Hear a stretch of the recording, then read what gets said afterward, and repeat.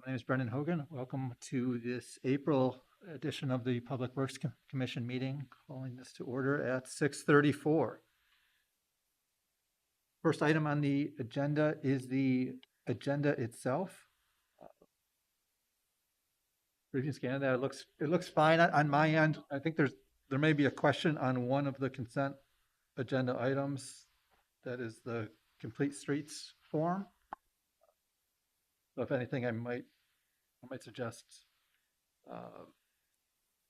pulling 4D from consent. Open to a motion, one or another. I'll make a motion to pull the 4D off the consent agenda and make it some other number down below. 7.1 would work for Set, staff. Yeah, let's make it 7. okay, 7.1. Thank you for that motion. Second.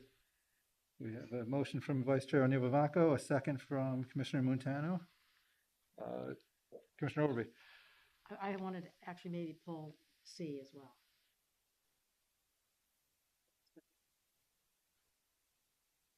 There's a motion on the table that's been seconded.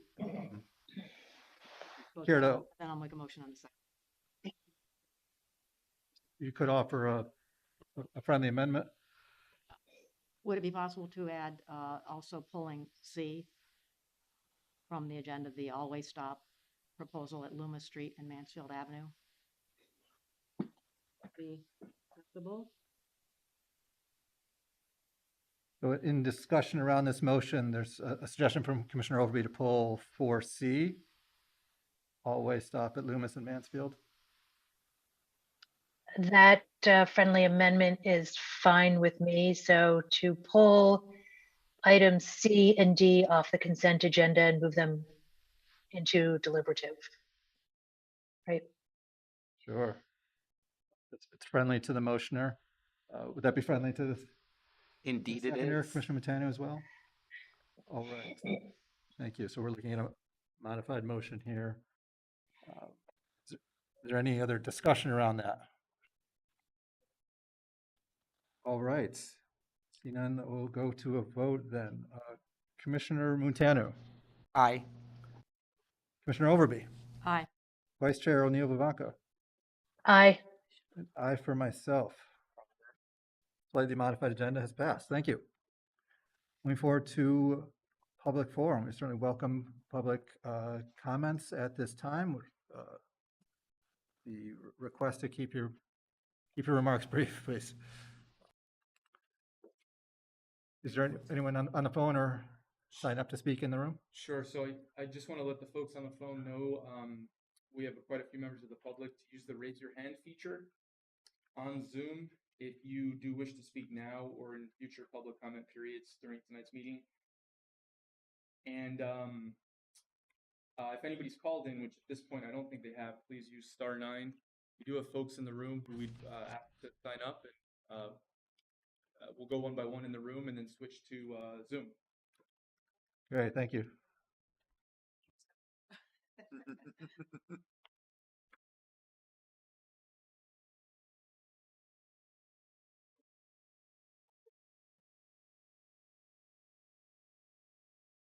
Hello, my name's Brian Althorpe. I am one of the owners at the Daily Planet on Center Street. I'm here to talk about what we've had in the last 2 summers, part of the expanded sidewalks program. And what I'd really like to do is talk about bringing that back into effect. For us on Center Street, there's 3 restaurants right in a row on that street, and in the last 2 summers, it's really helped us a lot to be able to put outside seating there for dining. And in order to do that, you know, we had to make a lane shift, and it took some parking spaces to do that, but it's no different than what you've allowed for other restaurants in the city. As long as their parking spots are in front of their restaurant, you've allowed them to put their outside seating there and do away the parking spots. So in order for us to do it, you made a lane shift there. And in the last 2 summers, you know, it's allowed us to put a deck there. I think it's really helped Center Street. You know, it's kept a lot of riffraff off the street. You know, and by having the deck there, it's made us look like a legitimate restaurant. You know, and in the times of the restaurant business in Burlington, right now, I mean, it's not a good time.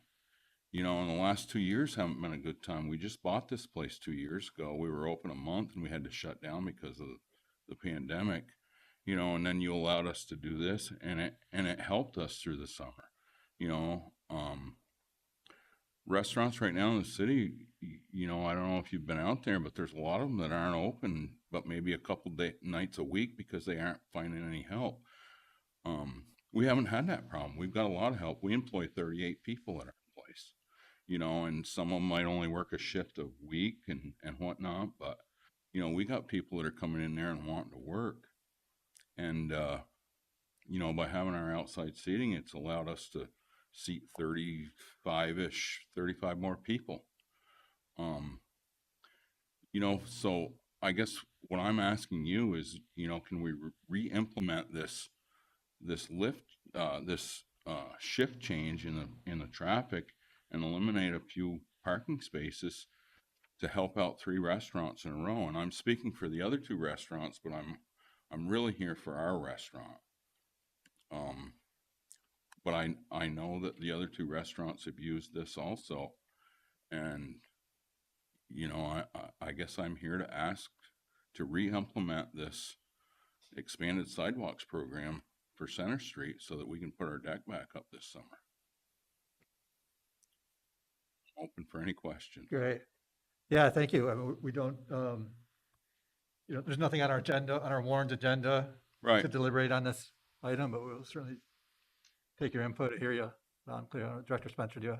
Yeah, staff has been in communication. I just personally introduced myself, and we will follow up on this about some ideas. Given the expanded sidewalk program's over, we're now shifting into more of the traditional encumbrance, but some of the operational issues that we've talked to the owners about still need to be worked through. We'll continue to work with them, see if we can find a solution, and if if you don't find an acceptable solution, you're welcome to come back. The commission can you know, overrule a staff recommendation if that's your perspective. Okay. All right. I appreciate that. I'd just like to say again how, you know, the last 2 summers, we haven't had any issues there, you know, with traffic, and, you know, nobody's run into our deck or had any problems there. So Great. I think it's a great program and it worked well for us. Appreciate it. Thank you. Thank you.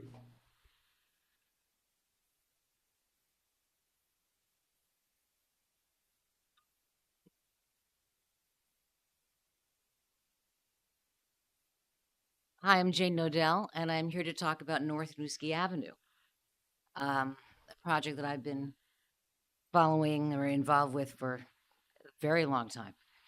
And at the last meeting of the last council, they adopted a resolution that directed the city to move forward with installing bike lanes, north-south bike lanes on North Newski Avenue, north of the food shelf. So in that stretch between the food shelf and the community health center, which was kind of a nice compromise from the original position, which I think would have done a lot of harm to the neighborhood. That said, there's still a lot of people who are very worried about the impact the removal of the parking may have. And even though the council did act, the project's not over because the resolution specified some work that the city council is asking the Public Works Department to do, and I'm hoping that the commission will also get engaged with this.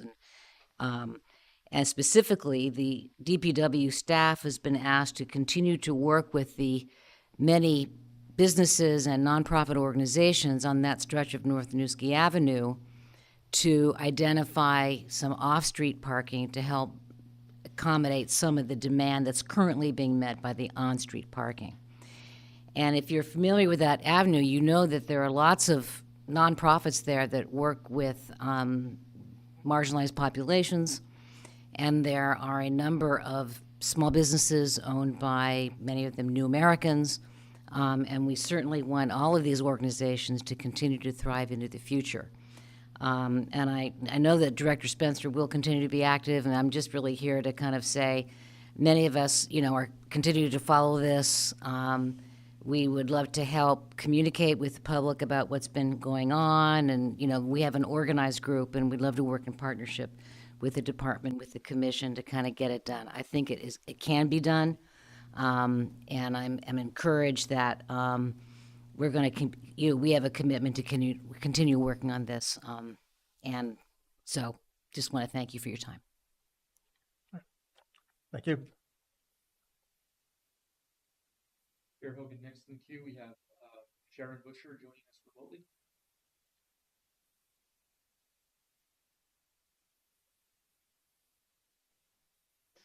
Hi, good evening. I was going to speak on one of the items that was on consent, has now been moved off, but it's the always stop on Loomis and Mansfield. And I understood that there's no recommendation from staff because you're going to wait until the Mansfield side path is complete and utilized and see if that would generate some final recommendation about the always stop. I don't live on Mansfield Avenue, but I travel it a lot. And I understand the delay in making a recommendation, but I wanted to speak to the planters and the visual barrier or obstacle that they provide or create for a driver. And I'm not sure when those are installed, who evaluates if there is a visual barrier. If it's someone in a truck, they're not going to be bothered by that. But if it's someone in a car, it certainly is troubling, especially where the stop line is on Loomis. You have to stop there, and then at least for me, I have to inch close to Mansfield because I can't see over the planted barriers. When there's nothing in the planters, it's sort of okay, but not wonderful. So in the interim, while you're doing the side path, I would really request that the commission ask the department to reevaluate the visual barriers the planters create and have people do that in cars, not just trucks, and see if there can be some improvement. I think the attempt to make it safer, I understand that, but I think as a result, it has created an unintended hazard. And it's been there from the get-go. And I know some of the printed comments reference the planters as problematic. And those comments come from people who actually live on the street. So I want to thank you for your time. And I just wanted to bring that to your attention. And I hope that someone will look at that before the side path is done. And if there needs to be a modification, make that modification. Thanks again. Thank you. Chair Hogan, just quickly to respond, the side path project on Mansfield will also include traffic calming improvements on Mansfield, and those planters will be replaced by curbs and grass. So the issue will get addressed this year. Thank you for that. Next, you and Commissioner Bose joined us. Good evening, Commissioner Bose. I was delayed in finding an audience about that. Next in queue is Liz Curry.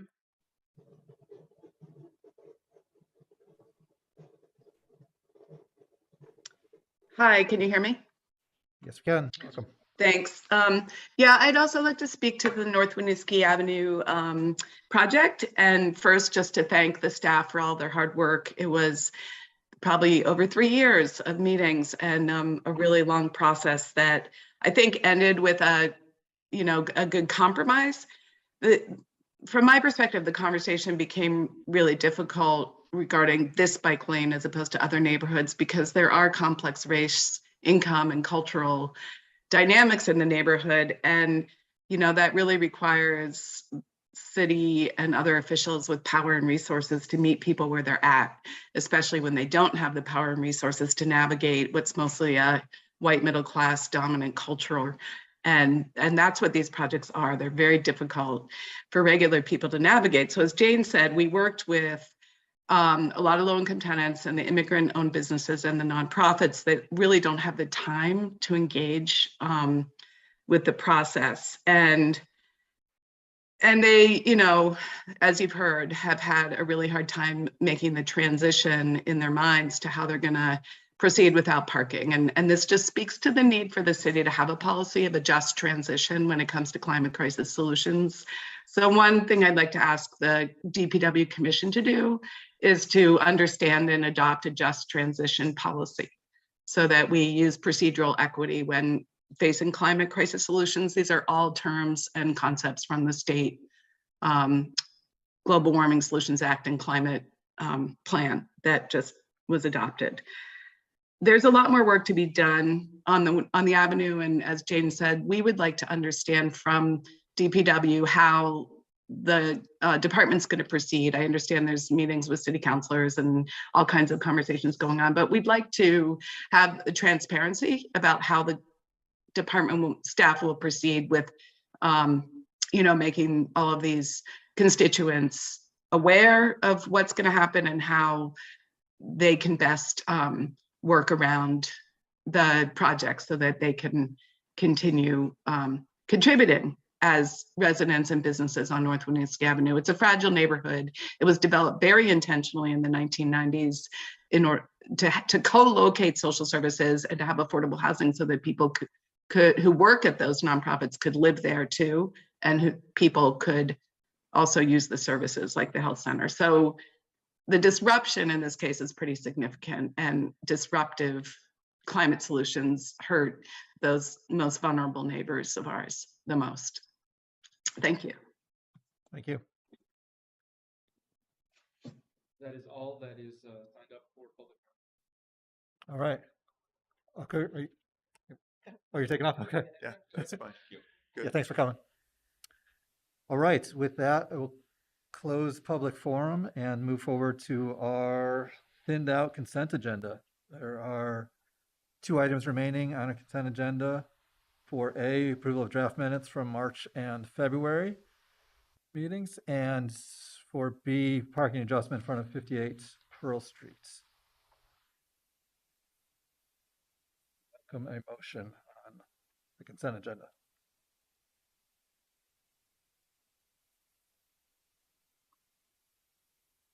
I'll make a motion to approve the amended consent agenda. Thank you for that motion, Vice Chair O'Neill. Second. The I'll second. second from Commissioner Bose. Thank you for that. Is there any discussion around that motion?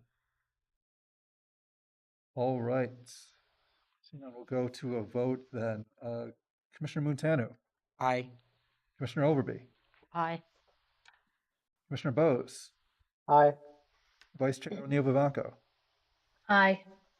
Aye for myself. Consent agenda passes 5-0. Thank you. Moving forward to item 5 on the agenda, towing fee ordinance change. From Mr. Badgett. Good evening, everyone. I'm Division Director for Parking and Traffic, Jeff Padgett, and I'm here tonight to continue my ongoing quest to make our ordinances align with our operations and remain modern and forward-thinking. So that's a preamble to, might get a little in the weeds. I'm going to try to keep it as out of the weeds as I can. So certainly ask questions if I haven't gotten deep enough on something. We do have Kevin Splain of Splain's Towing on the Zoom tonight. I believe Rob has promoted him, so at the appropriate time he can chime in to answer any questions. So in essence, what we're looking to do tonight, do 4 things. One is make a fundamental change to the way ordinance works, is to take the rate structure out of ordinance, so that the ordinance says you must have a rate structure and the Public Works Commission needs to approve the rate structure, but it's not baked into the ordinance, which is a much more difficult, heavier lift to make rational changes to rates, products, all of that type of stuff. It's much more of an operational issue. So that's part one.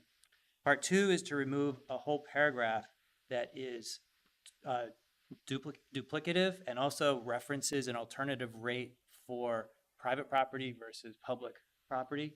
It just kind of doesn't make sense. So just kind of striking that all together. And third, which is actually really critical, is it's changing the way that we notify people of their impounded cars. Right now, the ordinance says that Spillane's Towing will notify the impounded vehicle owner. However, in order to do that, we have to divulge to Spillane's the name that's associated with the license plate number, or else they can't contact the person. Well, that connection is the very connection that's protected by CJIS, the Criminal Justice Information System, which is what we're certified to protect, which is why we have locks on our door, why all our people are certified. I think we've talked about this before with respect to LPR and plate recognition stuff. So we're taking it very seriously, this connection. So what we've done is change the language to make it so that we notify people of impounded cars. Now, there's a whole different state process related to how Spillane's in the end can actually take ownership of an impounded car if it's abandoned, unclaimed, whatever. So we need to work out, and I've talked with Kevin about this quite a bit, is how we can create an operation there. But the key for you guys is fixing the ordinance so that the ordinance isn't in violation of the federal law. And then the fourth thing, which is not in ordinance, which is the towing rate table. So if we're going to pull the rates out of ordinance and say they're in rate table, we also need you guys to approve the rate table. So those are the four general things that we're doing. And I have a pretty lengthy memo here explaining everything, how we came to our belief that Kevin's proposal is a reasonable proposal. So I guess I'm willing to open it up now and answer questions, have Kevin step in and talk to how his costs have changed over 10 years. So I'll leave it at that. Sure. Yeah, thank you for that intro. I will bring it to the commission for any questions, discussion we have. Commissioner Mutano. Hey, thank you for that. I just have one question actually about the changes itself, part 2074 in ordinance. Could you speak to part D, which is orange and underlined? So I assume that's also an addition that wasn't there previously. Oh, yes. I'm sorry. I failed to mention that.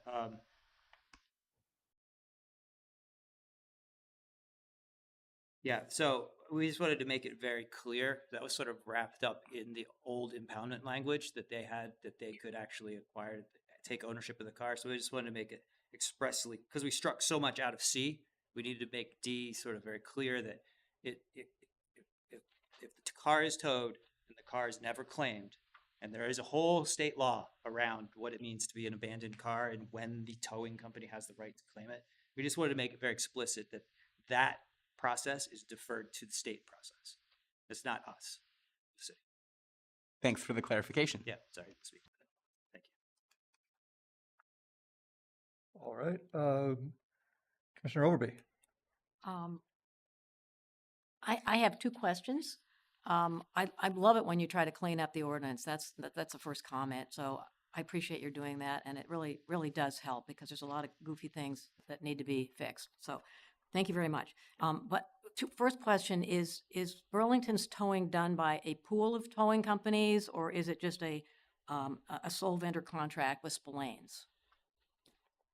Spillane's is our only vendor, and they're the only respondent to our bid process.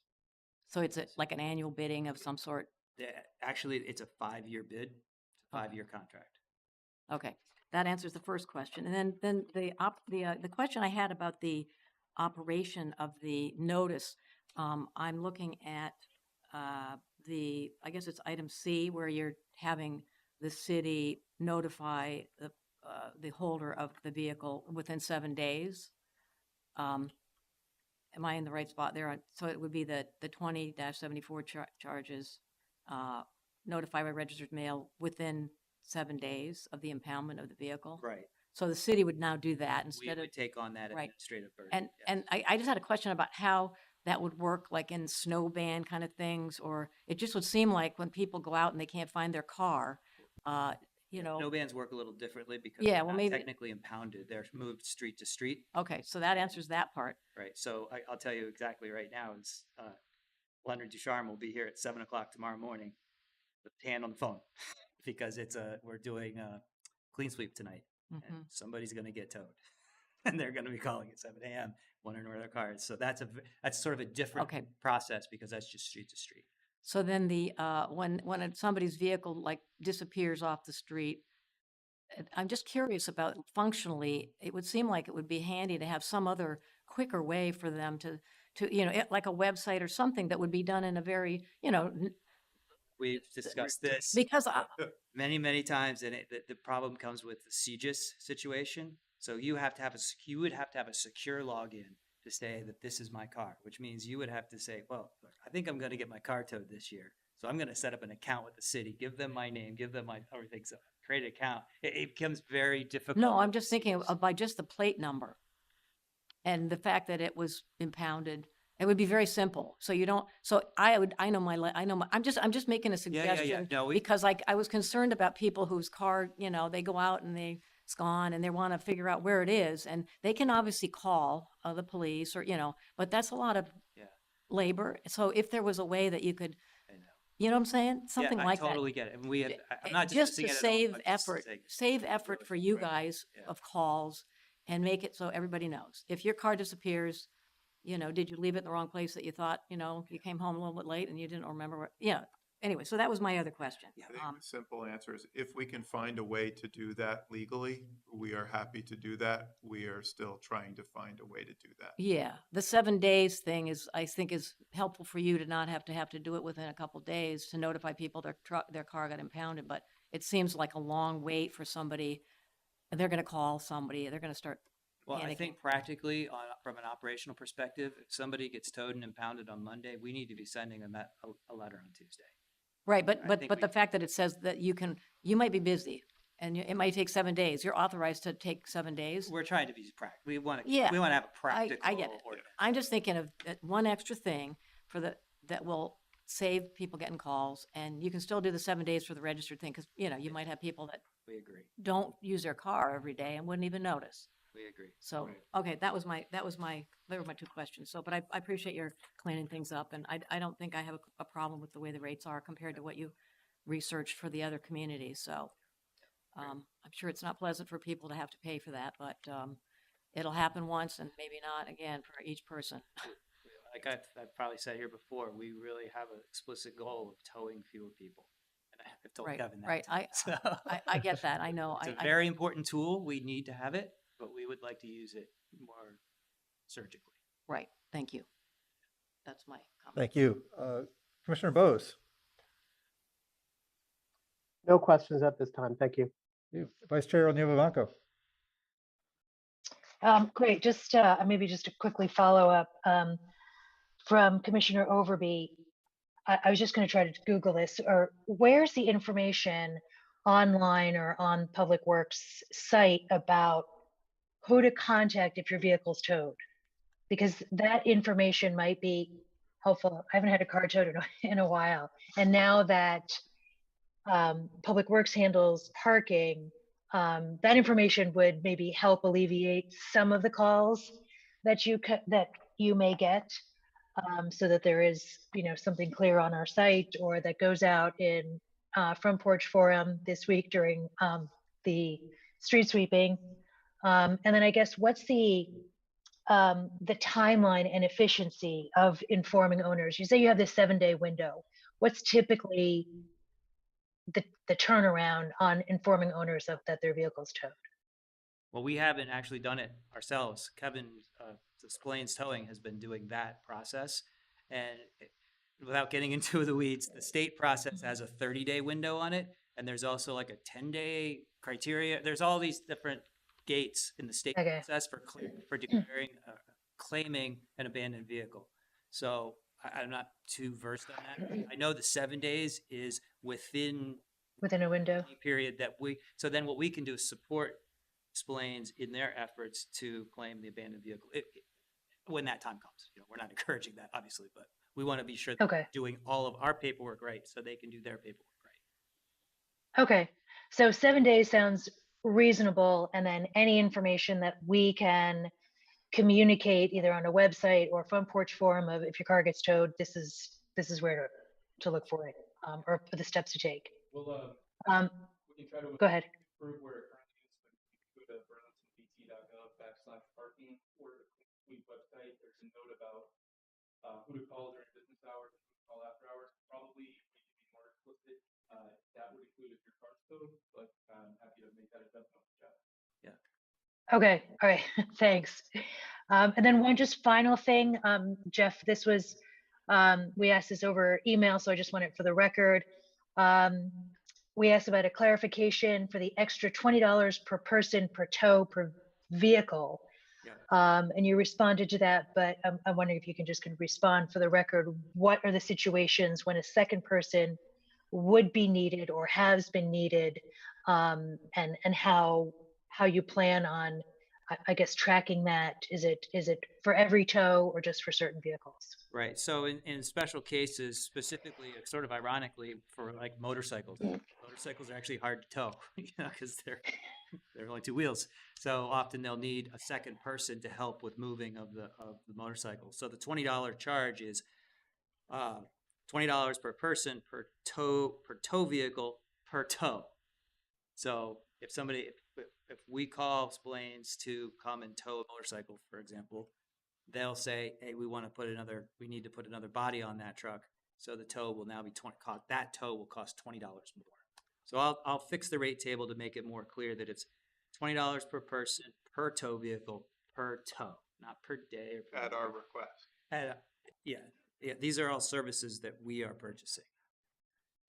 Okay, all right, that makes sense. Well, actually, we're not purchasing them. the Say- Toad will actually purchase them, but we are requesting them. And we're Right. ultimately responsible for them if they don't get paid. Mhm. Benefit of the Fines Food Program is we start getting compensated for some of those toads that have been sitting out for years and years. Okay. Progress.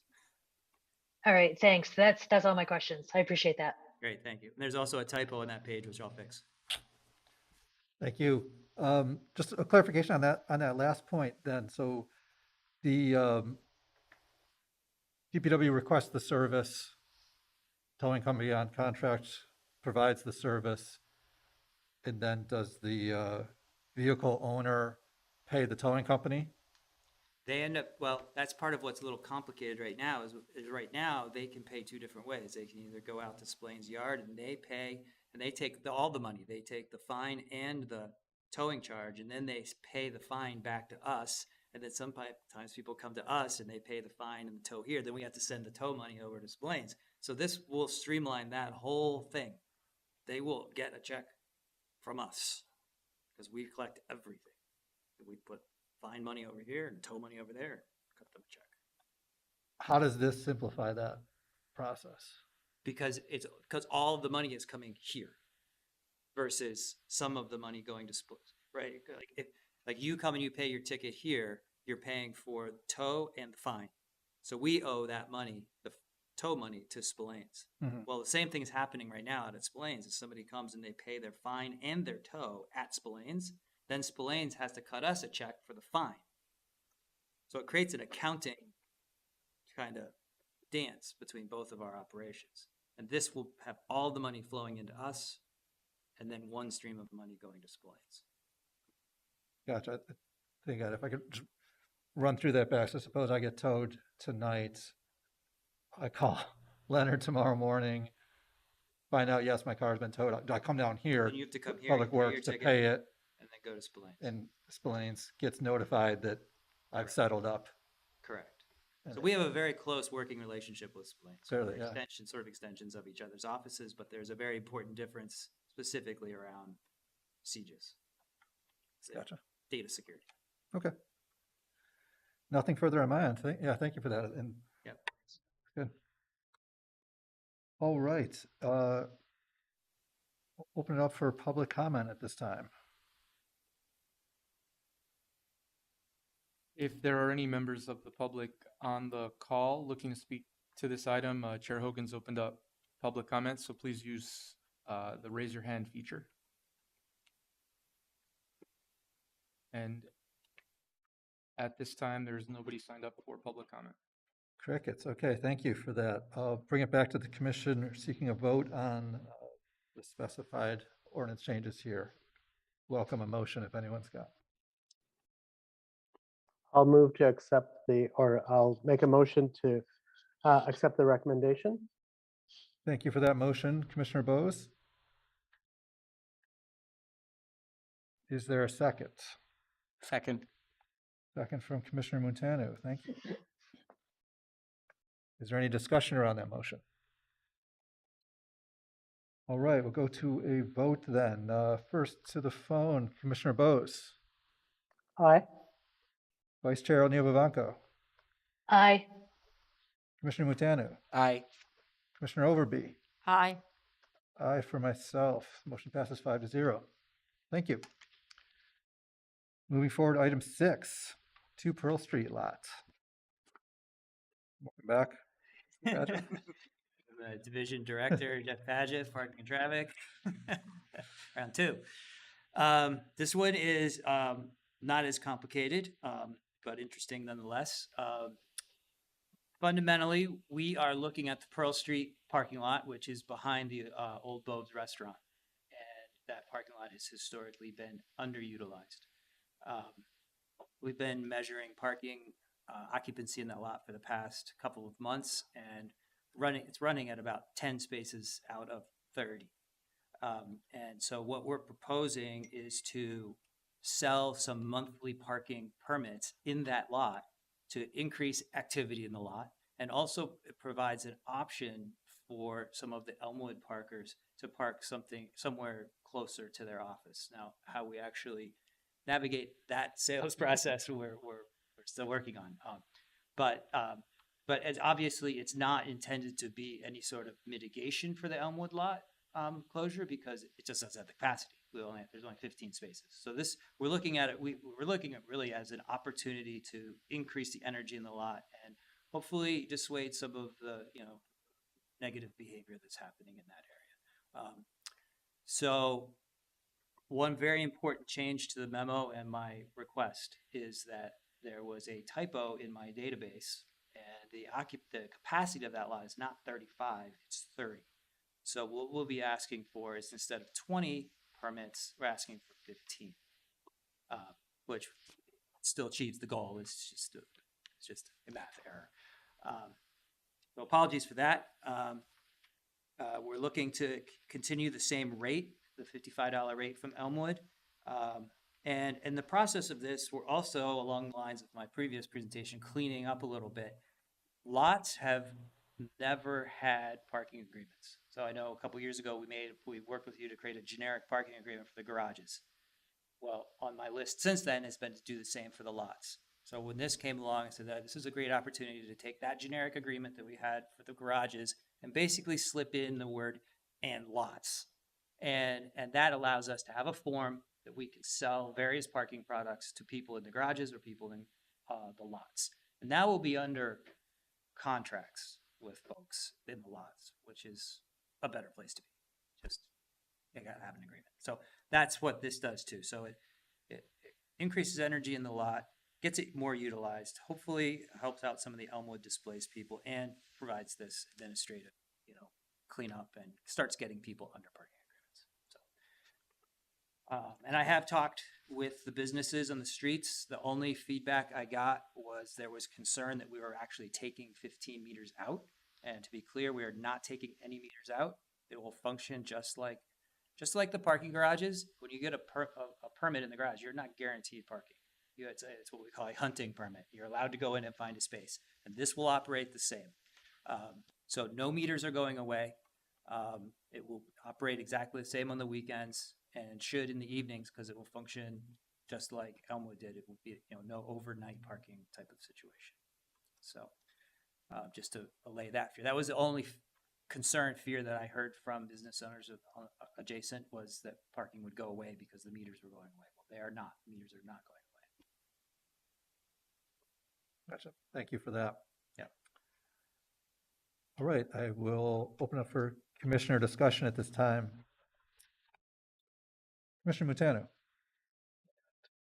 I guess kind of just like a quick comment. It looks like on your bar chart showing all the different days, Yep. there's sometimes that there's 30 spots available when you checked. Is this lot often totally empty? It's very underutilized, I mean, because I talked to the parking enforcement folks, the parking service agents, and yeah, they're just like, yeah, we go in there all the time, and it's just very, very underutilized, yeah. Yep, there's times when it's just dead empty. All right, thank you. But it is busy on weekends. That I did hear from the business owners. They said it's actually kind of a problem on the weekends. They have a hard time getting, like there's a dog training place. They have a hard time. They have an event on a Saturday morning that they actually have. It's busy. So I guess these counts were only on weekdays, the ones that you show there. Yeah, because that's when the enforcement is happening. Yeah. And that's likely when we'd have the downtown weekday use by permit. So it actually works well to maximize utilization. Thank you for that. Commissioner Bose. This is very helpful context. No further questions from me. Thanks. All right. Vice Chair O'Neill-Vivanco. This is great, Jeff. I really like this idea of really maximizing our surface parking. I mean, we need to do this so we're not screaming that we're removing parking all over the city, which we're not. So I haven't been to that car park in quite some time. What's the signage like? I mean, if you're saying it's underutilized during the day, is it because it's not visible? And I guess if we're going to be selling permits for that spot, to make sure that people know where to find it, that they know that it is a city-owned lot as opposed to remnants of Boves. So I guess just being able to address that would be great. That's it. Thank you. Commissioner Overby. I just have a question about the status of the agreement. We, like the Public Works Commission was 7 years ago, maybe 5 years ago, basically agreed to sell that lot back to Boves for the development of the hotel and the apartments and all. And I just wanted to know what the status of that agreement is, because as far as I was concerned, the commission had already agreed that lot would be returned to ownership of the Bove family in order to do their development, and they obviously had some hoops to jump through first. But have you made an agreement with the Boves about that agreement that we made to sell it to them? We still own the lot. I think Jay can probably speak better to this topic than I can. I'm not directly involved in that part of it. As long as the lot is in our hands, I'm running it. So The purchase and sale agreement detailed a whole bunch of requirements for the developer before the lot would be transferred from the city. My understanding from CEDO is that those conditions have not been met, and as a result, this lot remains a city lot. So the agreement is terminated. I can't recall whether or not it was a time-limited agreement. I believe it was, and I believe that period has passed, but I am not entirely sure. So Yeah. we can double-check and let you know. I think I would do that, because I think that's a constraint that you want to know. We voted. I mean, you might have been on the commission at that point, and there was contention about selling a public parking lot, and so there's a commitment there, and I think you should know what that is, because otherwise you're not going to be able to carry through with this agreement. It's just something that, I think you might, I don't know what to say about Yeah. voting on this, only because I really feel like that's a piece of information that I thought maybe you would have already cleared up, that he's not going to follow through on that contract for sale. Does that make sense? information. Maybe you've got the answer. Hi, Laura Wheelock with DPW. I've actually been working with our CETO department and zoning, trying to help figure out where development is happening throughout the downtown. And both CETO and zoning, the zoning permit expired, so this project is considered closed or non-existent as it relates to both CETO's development and our zoning department. So we don't have to do anything to say that a decision to sell it is now expired. We, as far as It starts over. Everybody starts over. we That- own it. and That's all I it's needed to know. That's what I needed to know, that it wasn't hanging out there, that there was going to be a claim against it in a year after everybody's got their parking passes. Great, thanks. Thanks, Laura. Great, thank you for that. So one good catch on the seasonal demand patterns and adjusting your ask here. Yep. Like to see it. Just sort of a question on practical terms. So the meters remain 1 meter for each of our 30 available spaces. How does parking enforcement know if somebody's got a permit? Is that because they're in their license? Their license plate is entered. We actually have we have a couple different ways of doing it. But yes, their license plate is in our system. Yep. So that's easy enough for your They don't, enforcement people to. enforcement doesn't know the difference. They type in the number and the program goes out and looks to see if it's valid parking. If it's valid, they move on. The enforcement folks won't even know if it's a monthly permit or a meter. Or if it's somebody who's just happens to have been paid up by Transient, right? It does, yeah. Park Mobile or something. All our parking service agents need to know is, have they paid or have they not paid? Sounds great. All right, yeah, nothing further on my end. I will open it up for public comment at this time. Chair Hogan, does not appear anybody has signed up for public comment. All right. Looks like we have no one in the room as well. All right, with that, I will bring it back to the commission. We're seeking a vote on this proposed ordinance change here. Welcome a motion if anyone's so inclined.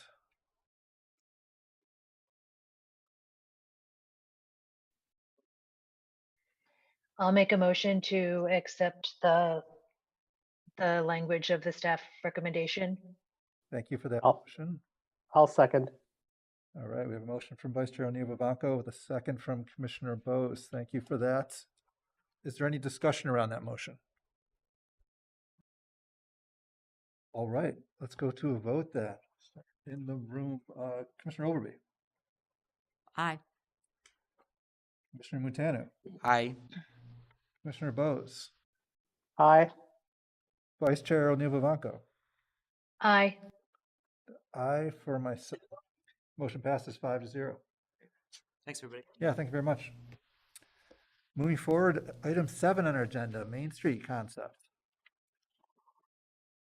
I will just start off by saying I'm very excited to be bringing this to you tonight, and Laura and Olivia, who presented last night to the TOOC and presenting tonight and attending the public meeting tomorrow, are to be commended for 3 nights in a row here of this really important project in the beginning of an important engagement period as we seek to go to the council in a few weeks to get direction on the conceptual plan so we can move to final design.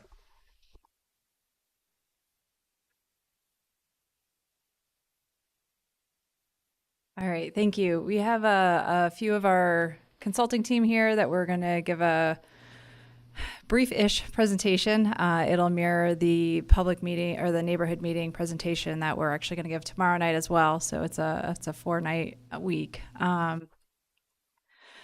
As Chapin said, Olivia and I are managing for DPW side the Main Street project. It's just odd not being able to see the rest of the team, but I'm sure they have their videos on in the background. But they are sharing their screen here, so they are definitely there behind the scenes. And we are just DPW, so as we move forward, there's a bunch of other city departments that are working on this project. We are here tonight to give you guys just the preview and overview. It's informational only. We do hope to come back to the May commission so that we can hopefully have addressed any comments or concerns that you have tonight or throughout any of the other engagement that we provide, and then would seek your support at the May meeting, just for the concept, not actually adopting actual regulations, but just so that the council can be informed as they work on their part of the decision. So if we can move to the next slide. That was our welcome. So this is a little bit about our team. So we have VHB, Agency, and Grayscale here tonight. They make up our consulting team. And as you can see at the bottom, really there's a wide variety of our city departments who have been working behind the scenes with Parks, BCA, REIB, Church Street Marketplace, CEDO, and the administration. I also give credit to the less known departments like the city attorney's office who have to help us through a lot of this, and the CT office. So with that, I'm going to hand it over to Evan from VHB to move us through the rest of the presentation. Okay, thanks a lot, Laura. Good evening, everyone. Thank you for having us in tonight to talk about the Great Streets Main Street project. We're all very excited about it. And we do have a formal presentation, as Laura mentioned. You can see some of the folks here with us tonight. The agenda tonight, we're going to provide an overview of the project and our process today. We're going to talk about the public engagement that we've been undertaking throughout the design process here, and as we're working through the early stages of the project, and talk about the toolkit of the design that we're using to inform the concepts we're working on. And then we're going to walk you through the current design concepts for two different options on Main Street. And in tomorrow night's meeting, we're going to have breakout rooms for the public, but tonight the breakout room will just be this group here. So project overview. This project has been around a while. That is, the Great Streets Initiative has been around a while. Started in 2015, some standards were developed through 2016, and then some of the projects went into design and then construction. You all know about City Hall Park, which was already built, as was 2 blocks of St. Paul Street. When now we're on to the next one, which is the Main Street corridor. And that corridor runs from Battery Street in the west, and it runs 6 full blocks to the east, ending at South Union Street. So that's the section of Main Street that we're going to be talking about tonight, and the section of Main Street that our team has been working on. We got started in October or so of last year, got engaged by the city, and we've been doing some of the behind the scenes sort of things since that time, things like field survey, geotechnical investigations, looking into the existing utilities.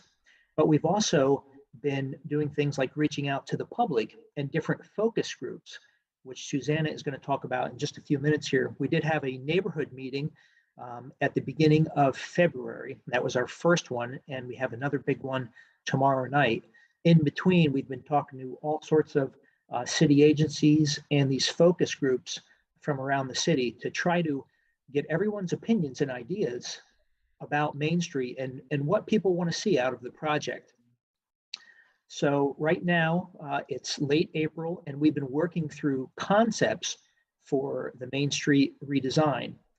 Looking forward, you can see the schedule over the next couple of years there on your screen, but we'll be working on concepts through the rest of the spring and into the summer. And then later in the year, we'll get into the preliminary plans design. And then we will go through the final design plans and contract plans through 2023, so that later in 2023, our current goal is to get the project out to bid and then into construction. And construction would last from late 23 until probably 2025, depending on what other initiatives the city has going on, such as the possible addition of the ravine sewer. So that's kind of the timeline that we're on here for the project. So I'm going to turn it over to Susanna at this point to talk about what we've been up to as far as community engagement. Thank you, Evan. Yeah, so as mentioned, there has been a lot of outreach in the last couple of months. There's about 30 city meetings that have been attended that you'll see listed on the next slide. Some listening sessions with focus groups who are underrepresented Burlingtonians. We've had an online survey. Our website is active. And we did have that initial Main Street kickoff neighborhood meeting with 60 folks. Plus, lots of advertising, yard signs. We hope you've seen postcards, flyers. Next. Again, these are all of the meetings where we, meaning the sort of client and consultant team, or one or the other, have been for the last, since the beginning of 2022, with the 4 in blue. Well, the top one in blue is tonight, and then we've got a few more coming up, as Evan mentioned, tomorrow night, our public neighborhood meeting number 2. And the whole time we have been preparing little summaries of what we're hearing from folks. So we really encourage you to take a look at that in a little bit more depth on greatstreetsbtv.com. There are, for each group that we've met with, between the sort of neighborhood and the various focus groups, we've prepared a little poster summarizing all of the things that we've heard from them. And we, would love for you to take a look. But just to sort of summarize sort of the themes that are really rising to the top between all of those folks. There are a couple pretty common to residents at the top, that Main Street's vital cultural and civic resource for newcomers and longtime Burlingtonians. And it's a gateway that should represent the diverse and rich culture, history, and identity of all residents. On the bottom are some that are particularly of interest to businesses, regarding maintenance and the investments today needing to support future needs and last for years to come, as well as coordinating this project with other city priorities. And then in the middle are some that you see common to residents and businesses, that this should be a place for our arts and programming of all ages, that accessibility and safety of pedestrians is paramount, and that a clear parking and wayfinding strategy will support the success of the businesses on Main Street. So let's take a closer look at what we have in our toolkit when it comes to the redesign of Main Street. We are actually given a basic reconfiguration of the right-of-way from the 2016 work that was done on Great Streets. But essentially what we're talking about here is streamlining the roadway bed with the 2 drive lanes and 2 parallel parking lanes to the kind of what they need to be in order to give space back to outside of the road bed, and therefore make space for walkways, for amenities and planting, stormwater uptake, a dedicated bike lane. And all of that sort of keeps in mind that we're also replacing utilities underground here. So this is a real revamping of the street section above and below. This represents an ideal section. We do know that in parts of Main Street and our 6-block stretch, there's going to be encumbrances, like at City Hall, at the Griffin, where we don't have all of that space available for the amenities outside the roadway. So we're going to sort of tweak it where we need to, but we're really striving to create that balanced section along the length of the 6 blocks. So just to get mathematical with that, we're talking about taking a roadway width of 50 to 70 feet and making it a consistent 40 feet.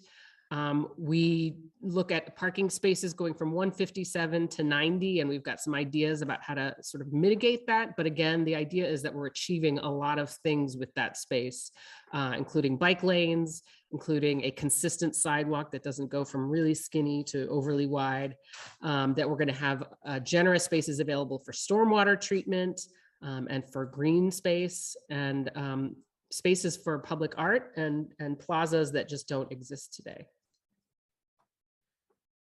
We do see a number of ways that we can support parking changes, including technology, whether that's apps or variable peak pricing,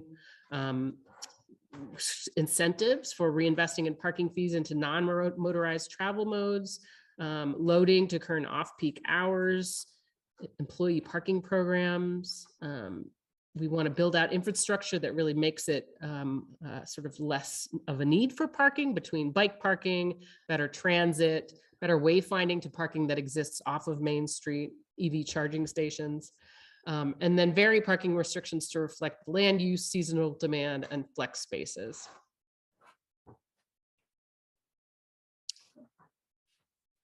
So with that, I think I will hand it over to my colleague, Steve Woods, who's going to talk about two different concepts for these 6 blocks. In each case, we're talking about a section that's pretty much the same in terms of overall amounts of space, but just different ways of thinking of the space in terms of the design and the look and feel. So Steve, take it away. Thank you.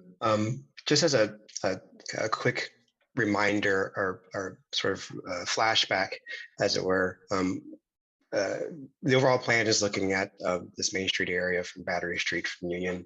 And we've done a lot of initial research and planning to look at how the streets activated or addressed along that full stretch.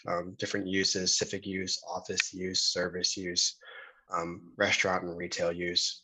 And we've also come to recognize that there may be an inherent zone or quality that happens along the street by these uses, by the densities of the street wall, and even by the natural topography of the space and land. So in thinking about looking at the plan in that aspect, looking down, as it were, from Battery Street to Union Street, we have developed these two design approaches, these ways to look at the street. One is called Artful Gateways, and the second is called Lake City and Mountain.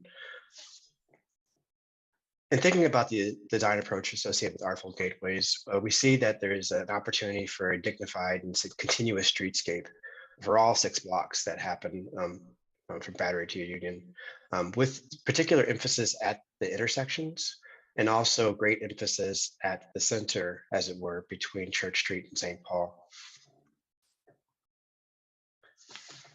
So in looking at that plan, we're seeing the opportunity to describe a very clean, unified, and thoughtful sort of rhythm that happens along the street.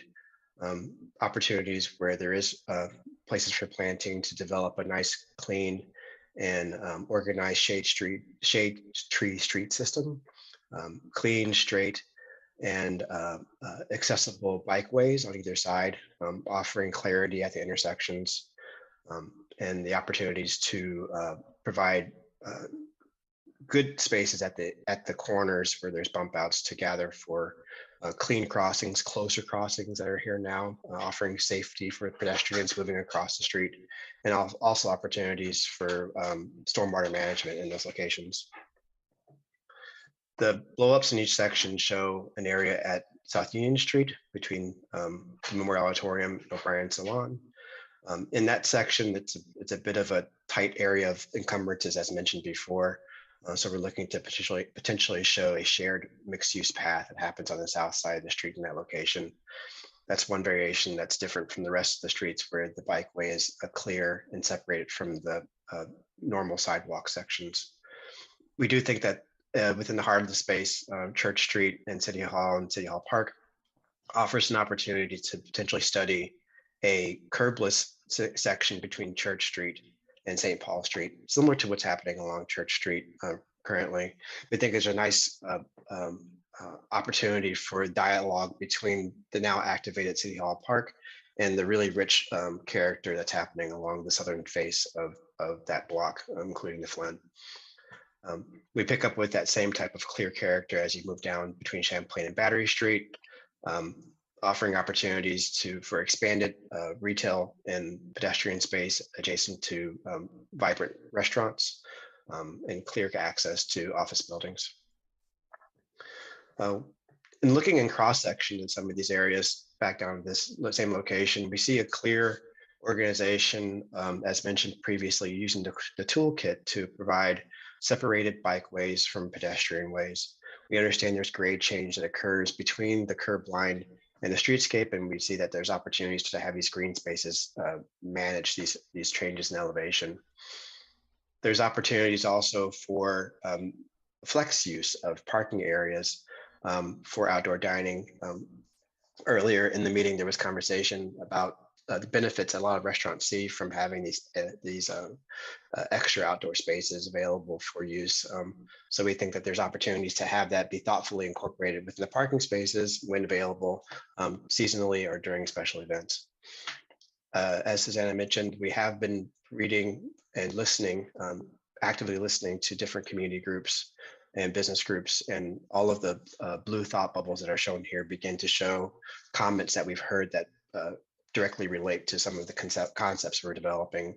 We want to make sure when we go back to the neighborhood that we are not stopping that interaction, but continuing the dialogue in a circular and responsive manner through all the design work that we're doing.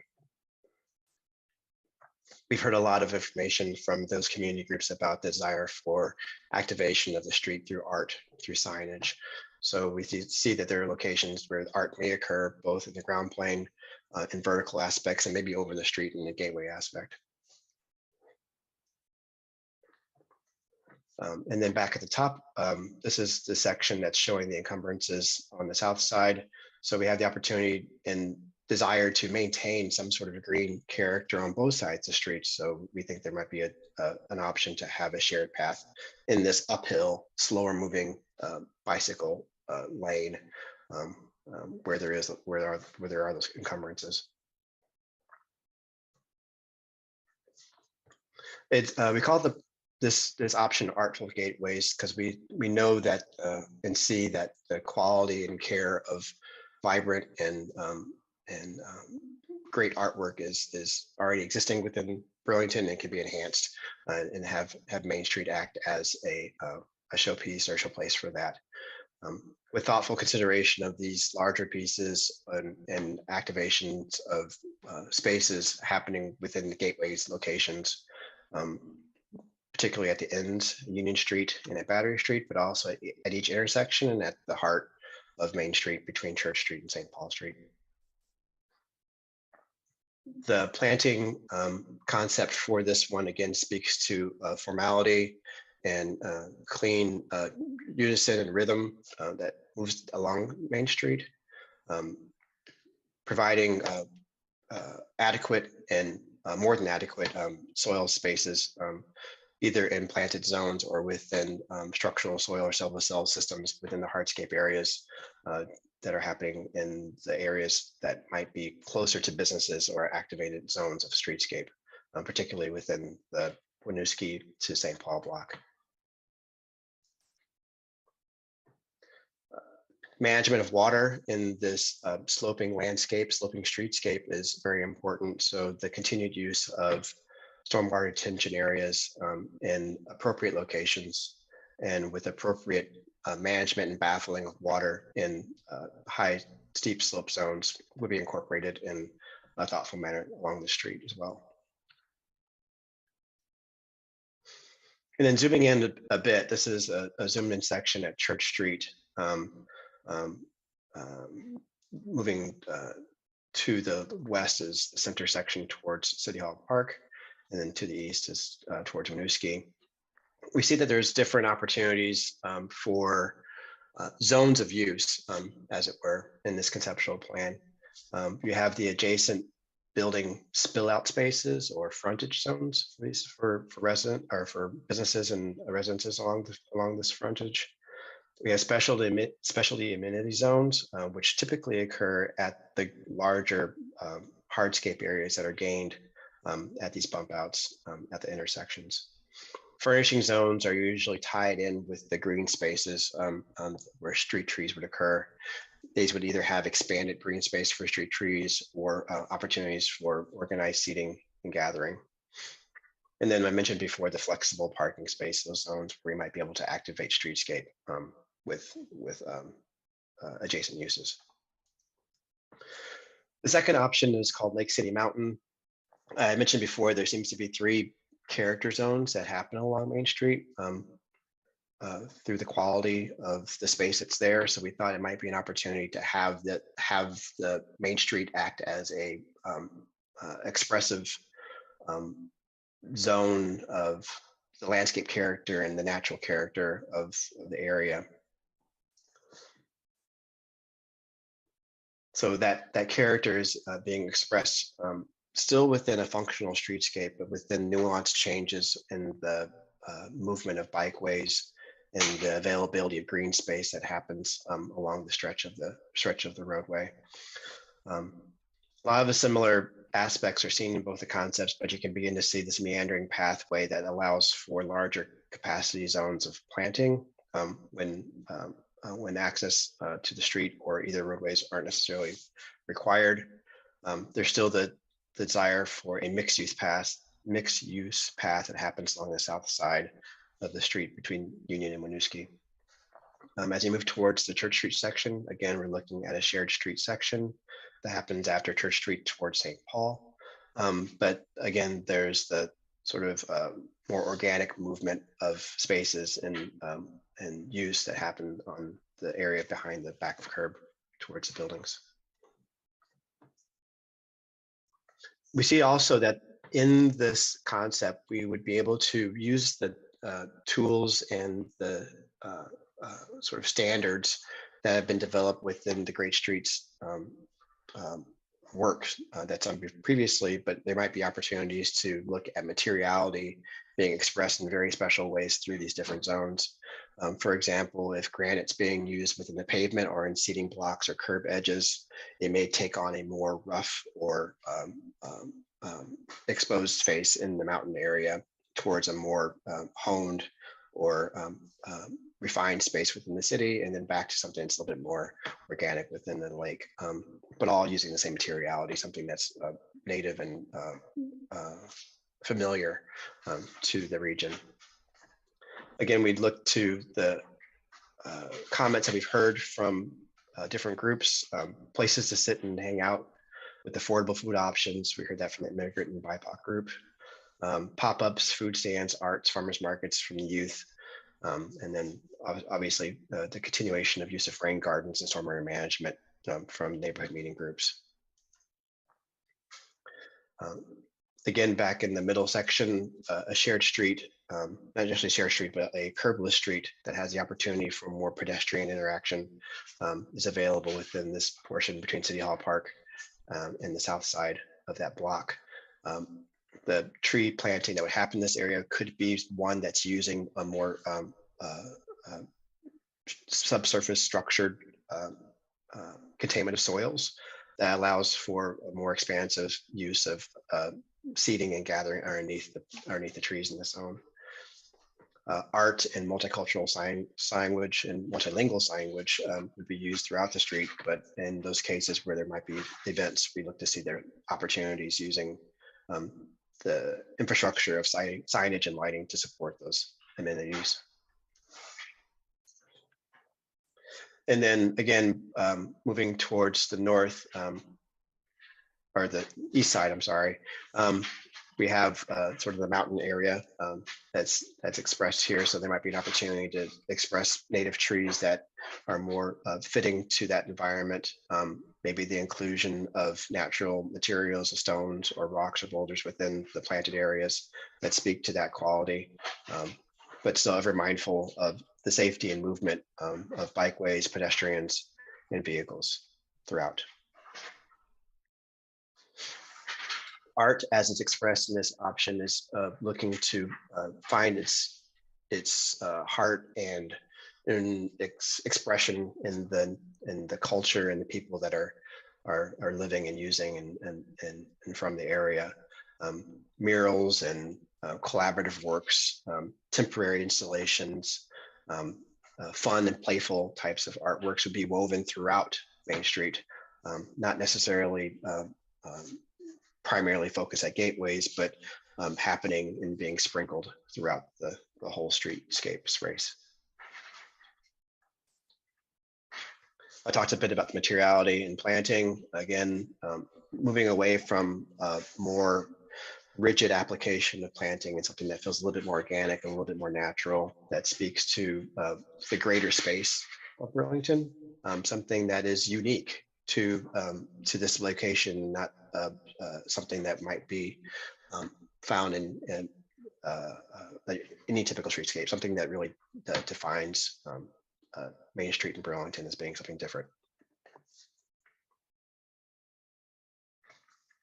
Same too with the management of water. You see there's an opportunity to have the stormwater treatments expressed differently throughout different areas, something that's a little bit more native in the upper portions, more captured and contained within the city portion, and then back to a more natural gathering collection zone at the lakeside. All again happening within appropriate locations within the streetscape and its functional edges. And then lastly, looking at the use zones, all the same type of amenity zones, furnishing zones and flexible zones would be present in this option, but just looking to see how the organic quality of movement and available space that could occur to begin to connect some of these zones rather than subdivide them into pockets or to sort of linear gestures. So those are the two options that we're working with, are going to be sharing with the community tomorrow. Both of them look to solve functional issues and problems that are present in the street now, but begin to look to listen to the things we've heard from the community, to express that those intangible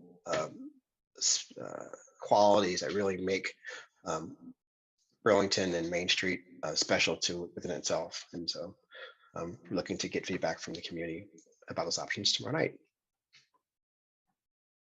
So I'll hand it back to Evan to talk about next steps. Okay, thanks, Steve. So next steps for the project, we do have our big neighborhood meeting tomorrow night, and we're going to be going back and talking with the business owners again on May 6th.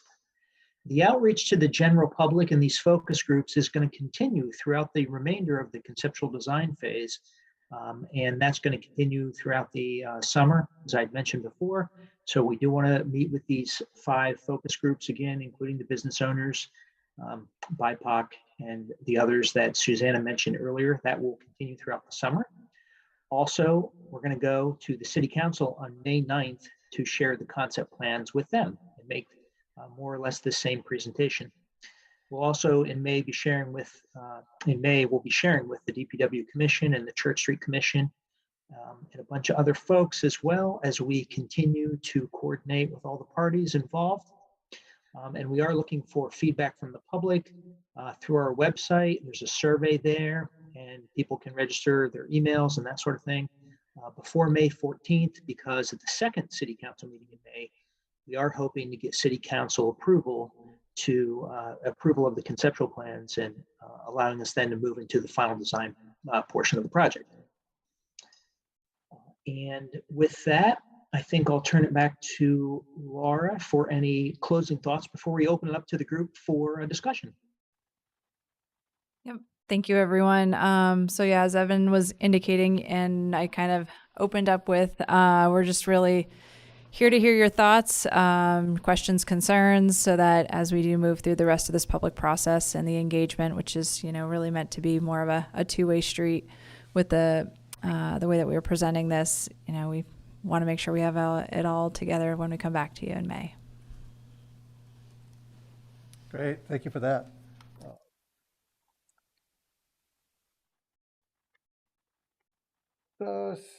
Starting the phone here, Vice Chair O'Neill Vivanco. Thanks, Chair. All right, Steve and Evan, these are really great concepts. I'd be fine with either one. I think it's really important that we continue to communicate that streets are for moving people and goods, and that we move away from this idea that streets have to be built for vehicles. And I love the concepts because they give priority to bikes and pedestrians, not solely vehicles, and they get rid of that ridiculous pull-in parking on Lower Main Street.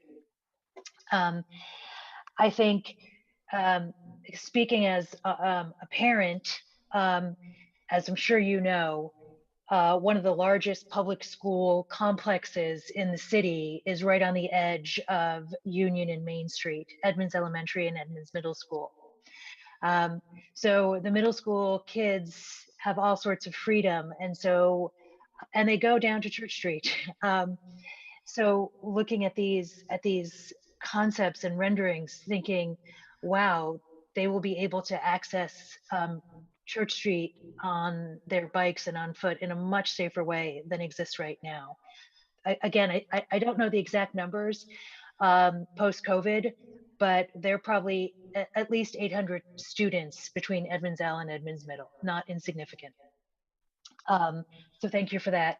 And then I think looking at the concepts and looking at Main Street now compared to what you have presented as a woman, I feel like it looks so much more vibrant, dynamic, multi-use. It's on bike. Main Street is a lot easier to climb. With the shifting in the parking and a dedicated bike lane, I would feel a lot safer going up that than humping it up Maple or College Street. So I think those are fantastic. I like the dynamic curb space. I don't know the exact term that you used, Steve, but maybe drop-off spots for either micromobility, or we've got grandma in the car and let's get her out of the car and then we can go ahead and park. Clear signage for the available parking, which there's plenty of available parking in the city of Burlington in our car parks, especially like the UN College. Just ask Jeff Paget.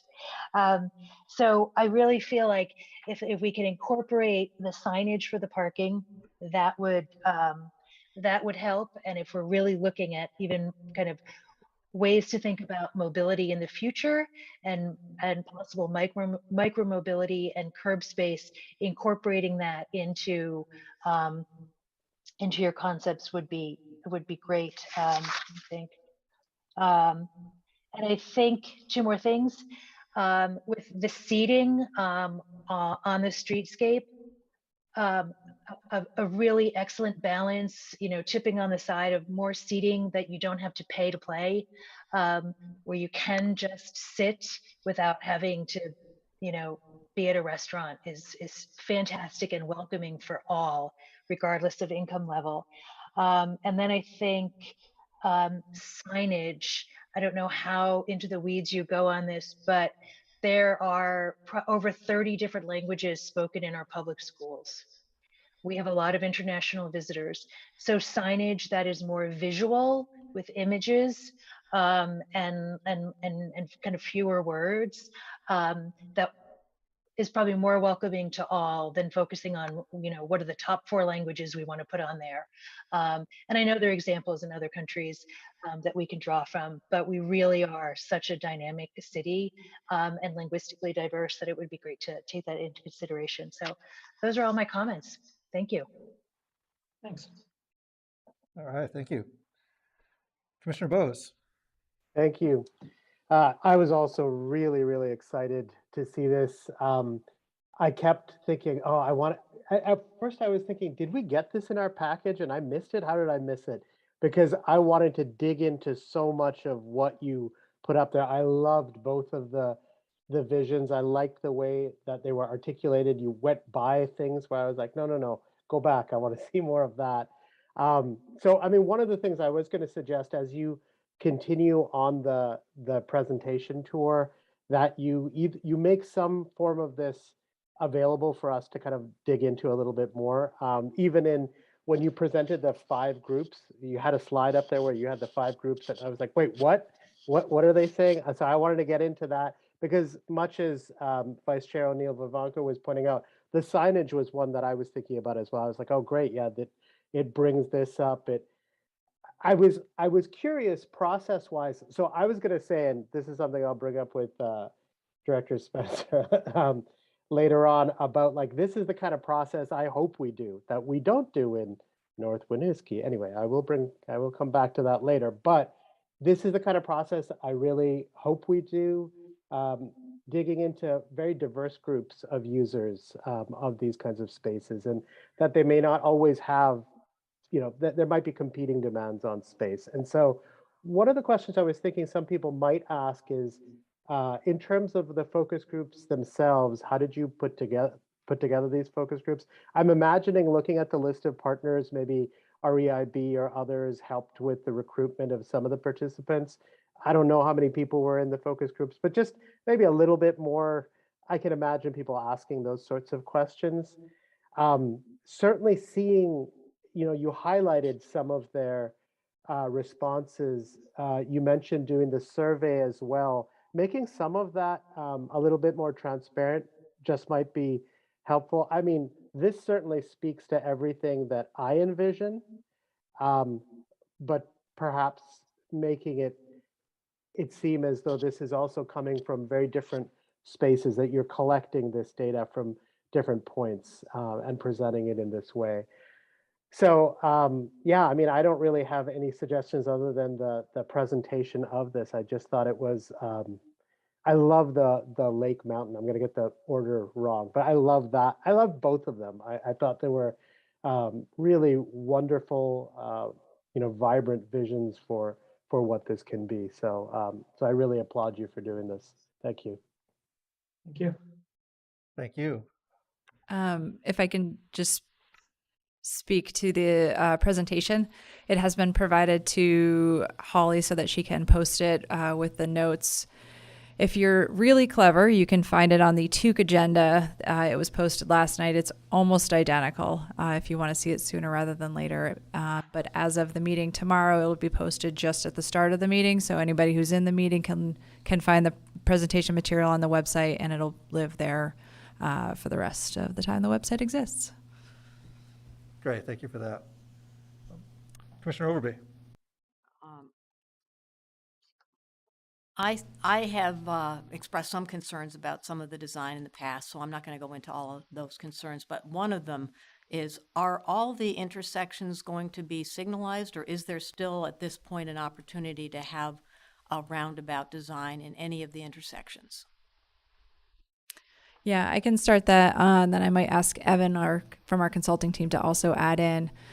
We've asked them to review the intersection control throughout the corridor, but there's definitely a lot of other factors that I think that go into what intersection control type that we're going to select and move forward with.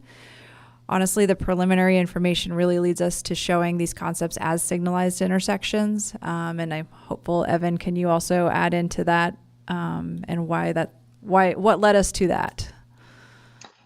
Yeah, sure. We certainly acknowledge that there are safety concerns along Main Street. There are some high crash locations. There's no doubt about that. Fortunately, a lot of the high crash locations are involving only motor vehicles and not pedestrians and bicyclists. So that's kind of the good news about the high crashes. But with the looking, as Laura said, we'll be looking more closely at the intersections. And the capacity analysis that we've run says that the signalized intersections work almost as well as what you would have with a roundabout. And as Laura said, there are a lot of considerations that go into the traffic analysis, such as the proximity of nearby intersections that are signalized, that aren't on Main Street, that would have the potential to affect the operation of the roundabouts were they to be part of the equation.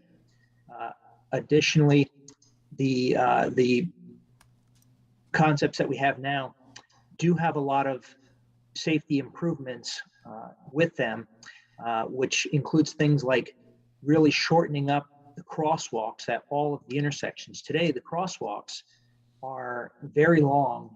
They're 55 or 65 feet in some cases from curb to curb.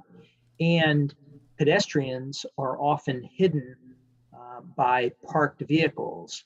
With the concepts, as you may have noted, the bulb outs are going to be created at each one of the intersections so that those crossings are going to go from 55 feet or 65 feet down to about 24 feet. And where people step off of the curb, they're going to be stepping off in a way that's much more visible to the drivers on the road. So there are a number of factors like that that we feel are nice safety enhancements with the project. And with the roundabouts, we're going to continue to look into those and whether or not they make sense. But at this stage, we did show them all as signalized and looked at that at this time primarily. The other thing I would say about the roundabouts too is they are a bit more complicated to construct, and they require the acquisition of rights of way and their property impacts, right? They're going to be bigger than a signalized intersection too. So there's some real challenges with the roundabouts, and very much an urban setting. established urban center like this is. But we will continue to look at that. And DPW has asked us to prepare an evaluation matrix that kind of spells out all the reasonings for whatever we end up with at these intersections. Well, I just want to continue to say that the aesthetics of roundabouts and the safety of roundabouts because of the slowing of speed and the efficiency of roundabouts by not having vehicles sitting at an intersection when there's no traffic moving anywhere and they're just idling, and no pedestrians coming across. There is nothing about a signalized intersection that is safer or more environmentally sound than a roundabout. And aesthetically, they're far more beautiful. And they let the traffic move, and when there are needs for the traffic to stop, because there are vehicles, the traffic can stop, and when there are pedestrians, the pedestrians will stop and walk across. I ask the question every time, and we haven't quite progressed in this community to be supportive of the effort to do the work to get the rights of way and to incorporate the challenges. They're much less expensive to maintain than the mechanics of signalized intersections. They're a lot safer. So I asked the question because you asked for my input. I don't feel like it's going to be valued and used. I think the decision has been made that these will be signalized, and I feel like we're missing a wonderful opportunity to have that corridor look beautiful like many other communities have who have already acknowledged what the value of those roundabouts are. And to my second question and comment relates to the bump outs and the rain gardens with the curbs. I have been in communication about a rain garden in another part of Burlington, which, and I had another conversation about it today. And what has happened in that scenario is the bump outs happen, the curb is low enough that in the winter it's not obvious. And so in the winter, cars have run into it and been damaged. And trucks are big enough to drive over it and have basically crushed the curbing. So the functionality of the rain gardens, when you use them as a bump out design, has significant problems as far as safety of the vehicles that hit them in the winter, and then the maintenance of the plantings in the summer. So they unless those rain gardens are not in the roadway, they don't stick out in, the purpose of those bump outs, as you suggested, is to shorten a crossing distance when you have to deal with a signalized run across because you're trying to get across within the however many 15 seconds you have. They don't work when cars are not able to see them in the winter, and trucks are able to drive over them. So I think if you were to look at other instances of them, the goal is great to shorten crossing distance, but they don't hold up to what their value is. So again, my suggestion on that is that it would be worth looking at where those rain gardens are in your design, and if they're going to be bump outs into the roadway, they're going to be obstructions and dangerous obstructions. So those are some considerations. I think it's great to have street trees. I think it's great to have the other aesthetic elements of benches and the widened sidewalks so that people feel like they got a little more space. And I think the bike path, separated bike lane is critical because people have challenges bicycling up Main Street. But so the aesthetic elements of your ideas, I think, are great. I think the fact that we don't have a plan for even considering, I think you'll go through the motions and you'll say it's just not going to work for doing roundabouts. So that's going to go away. And I think that the rain gardens and the way that they're put with the bump outs, with a low curb that is going to be hit by cars in the winter, I think we're going to have problems. So those are my suggestions, that you might want to look at the designs that you have, and we'll see if maybe some of those things can be addressed. I'm not optimistic because I've made these suggestions before, but I would like you to at least consider them. Thank you. Okay. Yep. Thank you for your comments. if I can just add a little bit or respond. The Main Street is within the Great Streets downtown standards. And so I would expect that the curb lines are going to look a little bit like St. Paul Street. They're going to be granite. They're going to be new. And they'll be able to be, the full projection height that they are. I would be greatly interested to know where this bump out in this rain garden isn't working, because we do like to learn from challenging areas. We discussed it the last meeting. It's at Grant and North Winooski.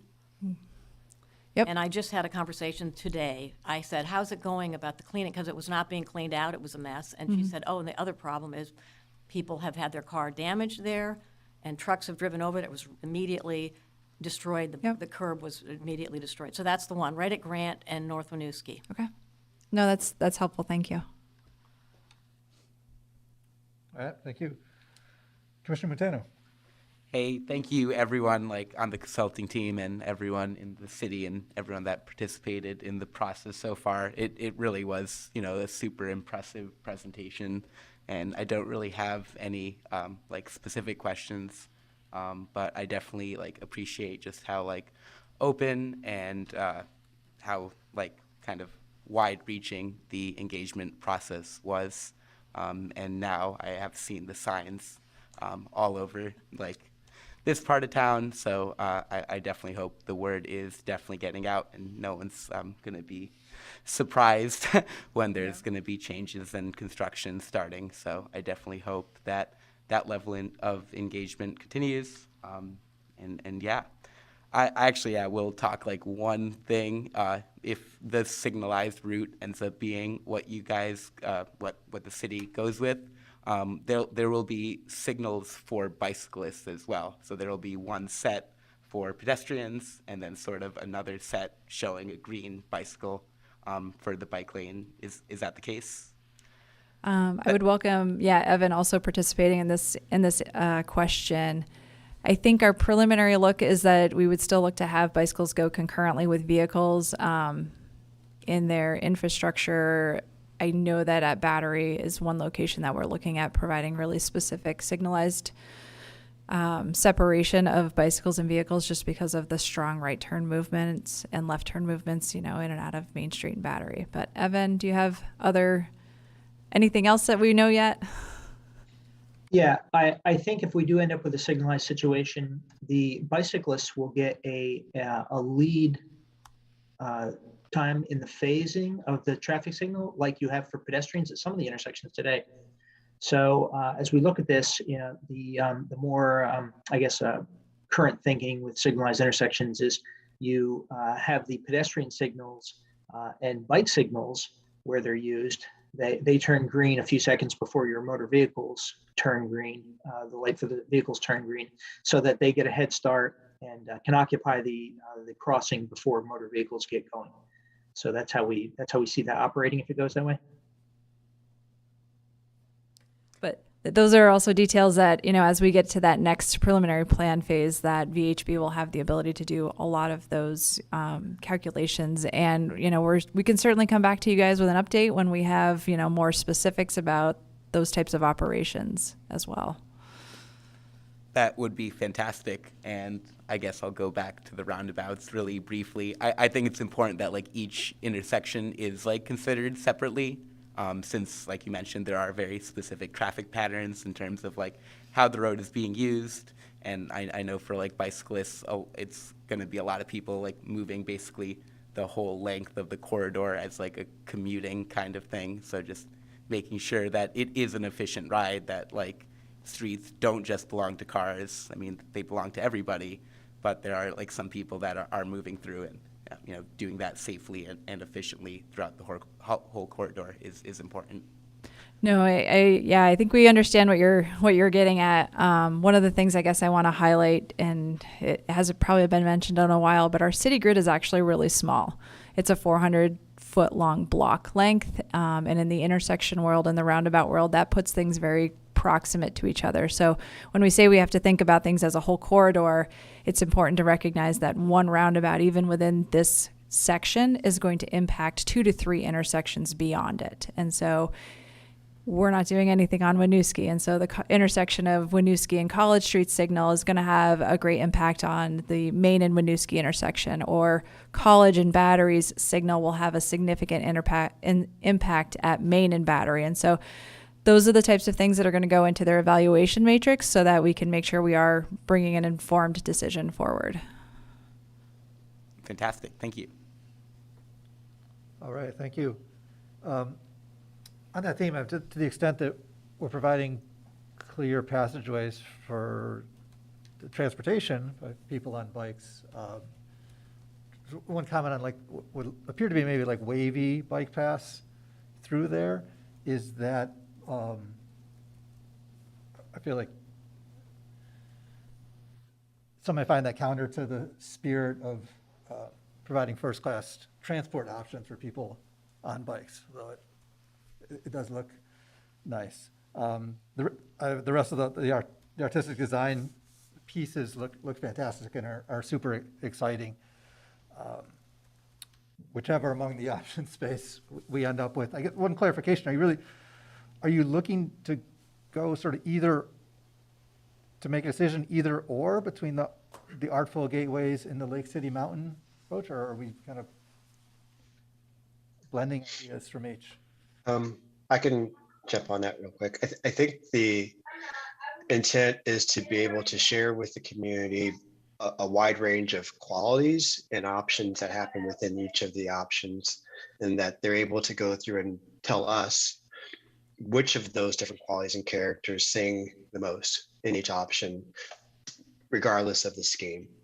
So I think what may happen is that we come out with some, I've been calling it this beautiful Frankenstein scheme that is a great blend of all of the best things that people want and need, and that work and that function well, and not necessarily divorce or lose some of the best things that happen in some other option. I think we want people to be able to have like a smorgasbord type of application that comes to the best option. So in the end, we will probably have some type of hybrid that's being expressed as we move forward. Gotcha. Yeah, thank you. That resonates. I think that makes perfect sense at this phase of things. We don't need to go hard and fast option A or B on that yet. What was I going to say? I guess so along the lines of sort of as we're converging on plans over the next year and a half, 2 years or so, can you help me get a sense of, by the time you're looking at a potential city council action May 14th, how cooked are these plans? Like, is it really just a concept at that point to facilitate moving forward with like the 25% engineering sketches or whatever, or is this some percentage of engineering sketch? It's a little bit of both. So we are on a condensed timeline to try to use the TIF funding based on when it does need to get bonded and used within its lifetime. So we've actually had our team do a lot of data collection as it relates to, they've performed a full survey of the corridor. We're working with utility locations and we're working to find right-of-way boundaries, which are usually things that happen a little later on. They're also going full steam ahead with the water and sewer replacements that are underneath the ground that, don't necessarily impact as greatly the above ground concept, but are work that needs to get done. As it relates to what we're looking for at the city council meeting is really their acceptance that's going to change the curb line of the street, which is going to impact, the line and grade of the road, which is where their responsibility lies. So knowing that it's such a significant change for Main Street, we want to bring this to them early so we don't get too far down the process and then have, everyone wondering, what were we doing and why did you do it this way? And I don't know that I can support this. So going early, which is something that we had done on other Great Streets projects, really helped us move the community through the project and move the officials that had to make difficult decisions sometimes to let them know that they were informed and included. Thank you. So that we are going early. We are kind of looking for that direction so that we can keep our team moving forward. Understood. Thanks. There was a mention, I think, by Susanna, potentially among the, I got here. I think you sort of touched upon parking revenue feeding into non-motorized, or supports for people outside of vehicles. And I forget the exact language on that, although I will look forward to reviewing these in more detail later. But I was curious, is there a projected ordinance change needed to do that? I know we have rather strict rules on what certain budgets can feed into. Sure. Happy to delve into that. So as part of Great Streets, St. Paul Street, we were able to use traffic funds for that project as it relates to controlling and regulating traffic. So those opportunities do exist for us. I will say currently, the importance of this TIF opportunity cannot be understated. The traffic fund, as a result of the pandemic, has taken a large hit, and the fund balance is exceedingly small. We had worked years to regrow the health of the traffic fund, but given the pandemic, it has been significantly depleted. So having these funds that are time limited, $30 million of work that does not impact the property taxpayer is a once in a generation opportunity here. So we are very bullish to move quickly. If the traffic fund does rebound and COVID recedes, then we can look at traffic contributing to a part of this project as well. If there are amenities or features, calming features that the community would like to see that require additional funds beyond the TIF funding. Mm-hmm. Got it. Thank you for that. And I appreciate the urgency of leveraging that TIF opportunity that's in front of us here. Thank you for that. Last thing I wanted to toss out, I was wondering if there's any, maybe this doesn't square with the time frame. Is there any option to sort of extend the pedestrian space into Lower Church Street a bit, sort of as we're sprucing up that intersection? I feel like I've heard this comment before in our outreach, and I apologize, I can't remember specifically where. It's a challenging question. We can do intersection improvements and certainly extend a little bit to the south side of Main Street, but the way that the district was described is it's on record with the state as it relates to our filing for the TIF project, and so we do need to honor that boundary unless we go back for some sort of substantial change. Mm-hmm. Okay, thanks. Yeah, I know from our previous conversation on that was the origin of the drawing the line at the top at Union or just below Union. Yeah, I mean, we do benefit. Lower Church Street is within the downtown TIF district, whereas going further east is definitely not. But right now, the way that the project it was drawn and described, it doesn't include that area. Mm-hmm. Okay. Thank you for that. So certainly, yeah, I'm excited to see these sketches come together, and looking forward to following along in the months to come here. Yep, we appreciate it. Thank you. Nothing further on my end. Just check and see if there's anyone interested in speaking at public comment at this time. There does not appear to be anybody signing up, so there is no one for public comment. All right. There's no action. This outreach among your busy schedule of outreach presentations.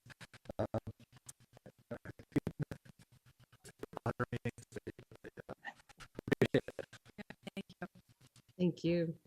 Okay, thanks, everyone.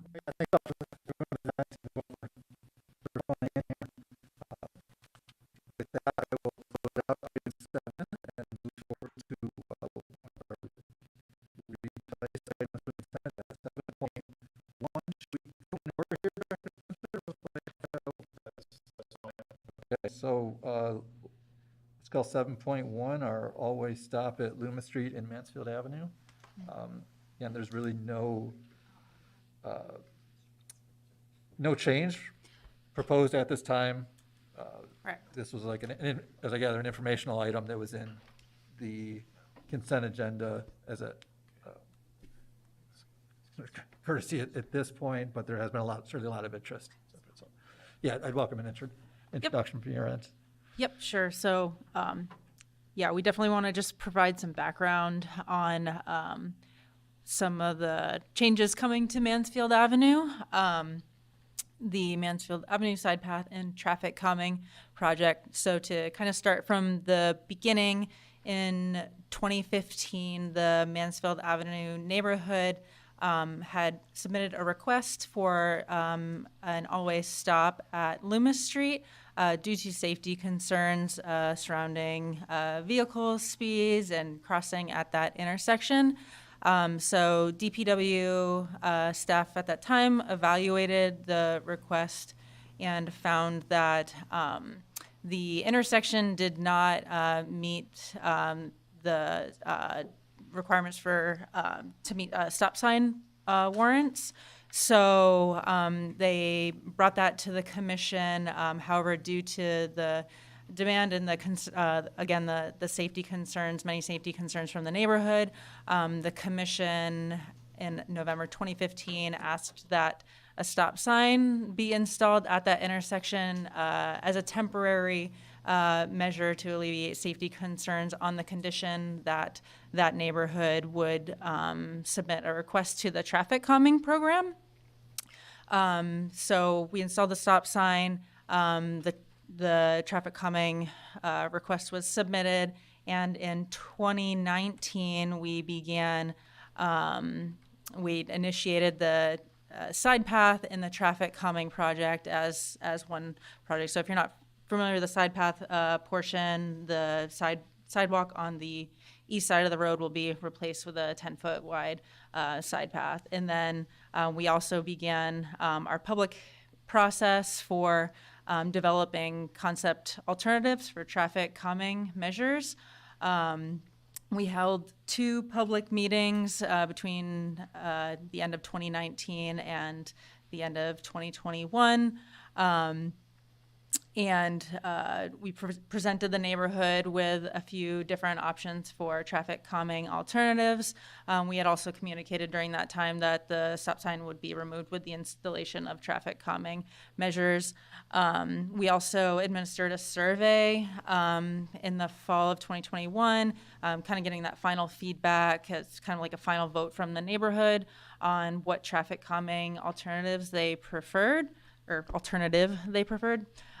So they were presented with an option for either chicanes, a combination of chicanes and raised crosswalks, or just raised crosswalks. And we ended up going with the raised crosswalks. So 1 located in front of the Manor Christie School, and then 2 at Loomis Street on either side of Loomis Street. So that was the plans went through the final design for the side path and the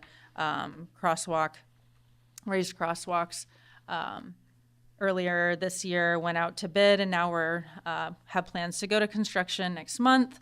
As part of that effort to remove the stop signs, having met the condition of evaluating traffic calming alternatives, we're looking to come back to the commission to get the removal of the stop signs authorized. We did receive quite a bit of feedback from quite a bit of concern from the neighborhood around removing the stop signs. We met internally, DPW staff, to kind of discuss how to move forward, and we decided that we're going to go through with construction. We're going to wait to come back for approval to remove the stop signs until we can get the side path installed and evaluate whether or not that influences the volume of pedestrians using those crosswalks, and make a determination at that time if we still want to recommend removing those stop signs. So once the project is installed, we'll give it a few months, give it time people to get used to it, wait for school to get back in session, see if the side path influences an influx of new users to both that facility and those crosswalks, and then we'll collect some data in the fall, and we'll come back with an update at that time. So Happy to answer any questions as best I can. Yeah, no, thank you for that. Yeah. Commissioner Overy, you had a particular interest in discussing this one. Go Yeah, ahead. I asked to have this one taken off because I had seen the nice survey, the list of all the signatures that the young people in the neighborhood had, collected that were concerned about the stop sign being removed. But I had a separate kind of question. It was suggested that you're going to collect the data about traffic, bicyclists and pedestrians and stuff after the side path and the crosswalks are put in, which is great. But what I would suggest, and I do travel that route when I do use a car, and one of the things that I would suggest that maybe needs to happen is if you're going to be studying traffic on Mansfield, what really is going on is there's two ways to avoid the stoplight at Pearl, Colchester, and North Prospect. And so what's happening is people, they will take north and get over to Mansfield, and then they will take, they'll be at the stoplight at Colchester and Mansfield. And so what's happening is that's the statistic that we need to know. There's traffic going on North Prospect heading toward that intersection, the stoplight, and both directions, trying to get up to Route 2, Main Street, getting on the interstate. And so what I would suggest that needs to happen is when you're doing the study of the data, somehow there needs to be a way of assessing the way that the traffic moves, because what I think the problem is that we're not figuring out a system to reduce the traffic that of those folks that do not want to use North Prospect and be sitting at the stoplight at North Prospect and Pearl/Colchester Avenue. So I don't feel like I think the reason why people recognize that those stop signs have been helpful is because there is still you get a better return for your minutes of driving going on on Mansfield Avenue than you go and sitting at that stoplight. And so until that changes, you're going to have a problem with traffic on Mansfield. And so I don't know what the solution is, except that I can't see taking those stop signs out until there is, I don't see where that 10-foot sidewalk is going to, multi-use is going to make a difference in the way that people can get across the street and the perception of the speed. It's just, the only other thing I can think of is, you have parking on both sides or some other things, like you were talking about the chicanes. It sounds like other things were removed from consideration. So you have just those raised intersections. So I think people maybe are not comfortable that that's going to make any difference once you get rid of the stop signs. But so my suggestion was that needs to be part of your study. How can you get people to stay on Prospect when they're trying to get to the interstate? They can get to that corner, Pearl and North Prospect, and go on East Ave route, or they can go across over to Main and around. But I guarantee you that's what's going on. That's what's happening, and you can't have that be the shortcut. So that's that. The other thing too, and it was commented in public comment about, former City Councilor Busher about the planters being visual barriers, and it relates exactly also to the comment I made about the rain gardens and the bump outs and having a curb. Clearly those planters were intended to make a visual, make a shorter crossing, which maybe isn't needed at that point. And if you switch them to curbs, then you bump out with curbs and, permanent grass. You've got the other problem of people running over them and hitting them with, their car. So, I just wanted to continue on with that conversation about the planters at that intersection maybe not being a good thing. Obviously, it was temporary, but then converting them to something that is equally problematic, a curb cutout with just grass, might not be the best thing for that intersection as well. So I just wanted to offer those comments to make that happen, because I don't think I could support taking those stop signs out until we have a sense of how do you make it more convenient to take Prospect and the stoplight. Yeah, that's That's really great input, and certainly something that we can take more of an overarching look at into kind of how, what's causing the volumes of traffic and kind of the higher speeds. And it's definitely been something that we have talked about, but we can certainly make sure that we kind of focus on Prospect as well when we Well, when we if evaluate you had the data. if you figure out what cars are coming down, Mhm. I mean, you'd be able to say it since where you have, you're going to be able to see that flow. Like when people come in from East Ave and they're coming in, to town, and how many of them go down Mansfield, and how many of them do proceed to the stoplight and wait there and wait there and wait there, and then go down. And so most people don't want to do that. So that unfortunately runs them through that neighborhood. So I'd love to find a solution to that, and maybe, that can happen. If you do the statistics, and you can then come up with something else to, I don't know what it is. Again, it would have been, the roundabout would have been a better solution, so there's not everybody sitting there. Like if you were to, I think I'm going to make a suggestion that everybody uses a thought experiment when they're sitting at a stoplight, and there is a red light for you, and there's no traffic going either way, there's no pedestrians, and you're sitting there idling. So whenever you're in that state at a stoplight, that's the thought experiment. You would have not been sitting there idling. So it's an improved way of keeping the traffic. And then that would actually, those are the kind of things that help people go, well, I know I'm not going to be held up. If I miss that light, I mean, it's just, yeah. So there you go. That was my reason for pulling it off, and I wanted to add that information because I think it would help in maybe helping the neighborhoods, helping you come up with a solution that actually works. And the stop signs at this point stop people, so they are slowing down. One question for you: what is the raised crosswalk at Loomis, and then right next to the Mater Christi School? Yeah, what are the so- two places that you're going to put the raised crosswalk in the proposal? Yep, so right now there are existing crosswalks in front of the Mater Christi School. So that one will be converted to a raised crosswalk, and then either side of Loomis Street.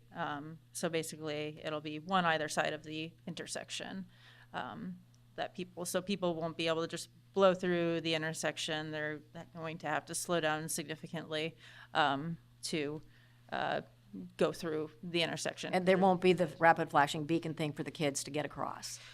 Correct. Yeah, I think that's just not going to fly. Unfortunately, I'm just giving you my honest opinion of why you have these 12 and 13-year-olds having collected all of these signatures from families that have children in the area that would walk in there, and I just feel like we're never gonna address their concern by taking that stop sign, those stop signs out. So, thanks. Thank you. All right, thank you for that. Checking with other commissioners here. If anyone else has other thoughts on this? Vice Chair O'Neill-Vivanco? Yeah, just real quickly, I look forward to the side path construction and data collection. And my office at UVM is right on the UVM campus side of Colchester and Mansfield Avenue. It's a really dynamic street, as you know. And I think to Commissioner Overby's point, it's kind of during that rush hour piece when people kind of cut through and zip down. And I mean, I've seen people even blow the stop sign, but without that stop sign, it is how quickly can I get to North Street to, jog to wherever I'm going, or how quickly can I get from North Street to Colchester Ave? So without the stop sign, it just becomes this just zip zone. And I guess I wonder, what's the detriment to leaving the always stop even after the side path is constructed? So the stop signs do not meet MUTCD warrants. So as engineers, by installing unwarranted stop signs, they do create other hazards, such as folks becoming complacent to the stop signs, maybe not completely looking both ways, really relying on the stop signs in order to control traffic. So as engineers, we put ourselves at risk by installing unwarranted stop signs if they do create, hazards that really, are created outside of these MUTCD regulations. So that's the reason that and just as you said, I mean, you've even seen people blowing through those stop signs. And we've heard many, many complaints about that as well. So it's kind of, we hear complaints from both sides. We hear that first we hear sometimes that the stop signs aren't working, and then we hear that they do work. So, but really, as engineers, we have to rely on the data and rely on the kind of the rules and the regulations that we abide by in our designs. So. All right, well, I look forward to more of a discussion after the side path is constructed. Maybe we need a different guidebook that really focuses on the safety of our vulnerable users, if the MUTCD, whatever that is. Right, I know what it is. I always forget all the order of the letters. If that's making our residents, removing those stop signs make our residents feel unsafe. I don't know. See how all this goes. But thank you very much for addressing that. Of course. Just to clarify, those are federal design guidelines. So the Federal Highway Administration is one of the resources that we have to know to get our even professional licensure. I also just want to add to my comment that aside from like our, the data-driven analysis, it's also just about kind of not wanting to set a precedence for just adding stop signs anywhere and everywhere, wherever they're requested. So we start putting them in all these unwarranted places, and it starts to become problematic, as well as people just think that we can kind of install stop signs anywhere and everywhere. So that's just my last comment. So thank you for the question, though. Yeah, thank you. Commissioner Bose? Nothing from me, thank you. Commissioner Montano? Yeah, just a quick comment. That's my preferred way from getting between the Old North End and the UVM campus, and it's explicitly to avoid the Colchester Pearl North Prospect Street intersection. So I totally understand why drivers are thinking the same thing. And certainly as you are considering the traffic patterns in the area, sort of the impact of that intersection, I think it's important. Great. That's again really valuable input that we'll certainly keep in mind. So thank you for bringing that up. All right, thanks. Yeah. Just briefly, that intersection is on our list in our mind. We had tentatively put some design money into realigning that intersection. The full $40 million bond was not approved in November. This is one of the projects that is currently not funded, but if we can secure other funds, that we would like to advance this project at Colchester Pearl Prospect. Thank you for that. Yeah, that would be probably a welcome source of attention as well, the intersection. Okay, thanks. Yeah, I mean, I think, I know, as you probably gathered, you're looking at a citizen board here who does not share your same reverence for the manual of uniform traffic control devices that you pros all do. And I would, yeah, so I'd be a pretty solid no on removing them if you were to ask me today. As you probably gathered from others here. And I recall some years back that the city has been challenged and in some place, sometimes like committed to sort of going above and beyond the MUTCD. And there's the NACO or NACTA, something sort of guidebook. City guidebook. And we don't need to go through it now. And I know this question has come up, and you all have helped me with that relationship between those things. But I think it would be necessary to sort of review that again this fall as well, because there's certainly other places around town like I wish there was stop signs at my other favorite intersections that I go through where I perceive it to be challenging to get through as a human being. and I know you don't have an infinite budget of stop signs or planning and engineering bandwidth to evaluate all these things. So we need to be judicious with those. So yeah, I guess I'll just leave that there for now and say, sort of welcome a conversation about what's strictly required, where are we sort of putting ourselves at risk with the fun police at the state or the federal level, and where do we really have leverage to go beyond. All right. This is helpful. Part of why we delayed is because we heard from residents a request to see the post-construction condition. And we thought it would be helpful to update you in the community that we were delaying this so that we could get feedback from you. We've gotten feedback from the neighborhood so we can collect data and have a more robust, informed conversation this fall. Thanks. And I pulled up the specs, the drawings for the traffic calming and the side path. It looks really exciting. That's going to be We're excited. a huge ad for the, We agree. for the neighborhood and the crew of dozens of people we've heard from that are sort of passionate about having this be a place for them to live their lives and not a convenient cut through for commuters. Thank you. Yeah. All right. Nothing further on my end. We had a check just for good measure here. Make sure there's anyone interested in speaking on public comment on this one. No, not at this time. No one signed up. We've got an earful already from the public on this. Okay. So it's fair to say there's no action on this item? It was just acceptance of the communication, but since it was pulled from the consent agenda, there isn't any action needed. It was information only. Thank you. All right, with that, I will close out item 7.1 and move forward to item 7.2 regarding the Complete Streets form. Yep, Laura Wheelock, I'm gonna pitch it for this one.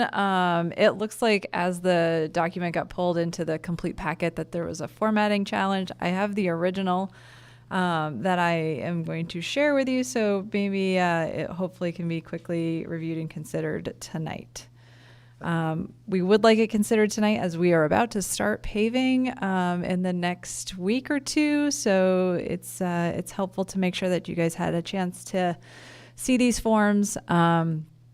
They are an actual law to have them reported and completed and on record. So here is the original packet that was sent to our staff that puts it together. This is the communication that you see in the first part of the packet. Scrolling down through, the first street that comes up is actually Allen. So on the forums, despite them all saying Birchcliff, they do go in alphabetical order. So Allen is the first street that would have been on your packet list, indicating that it has no exemptions, that there are complete streets amenities within the corridor as we do go to repave it. The repaving, the mill and fill of the 1.5 inches or more is what triggers the complete streets consideration and brings it more than just a maintenance activity. Really, this is required from the act so that during the design, planning, and construction phases that all amenities are considered. The next one is the actual real Birchcliff Parkway form, so I'm going to skip that one. The next one that you come to is Flynn Ave. That one's tough. It does actually have sidewalk on one side.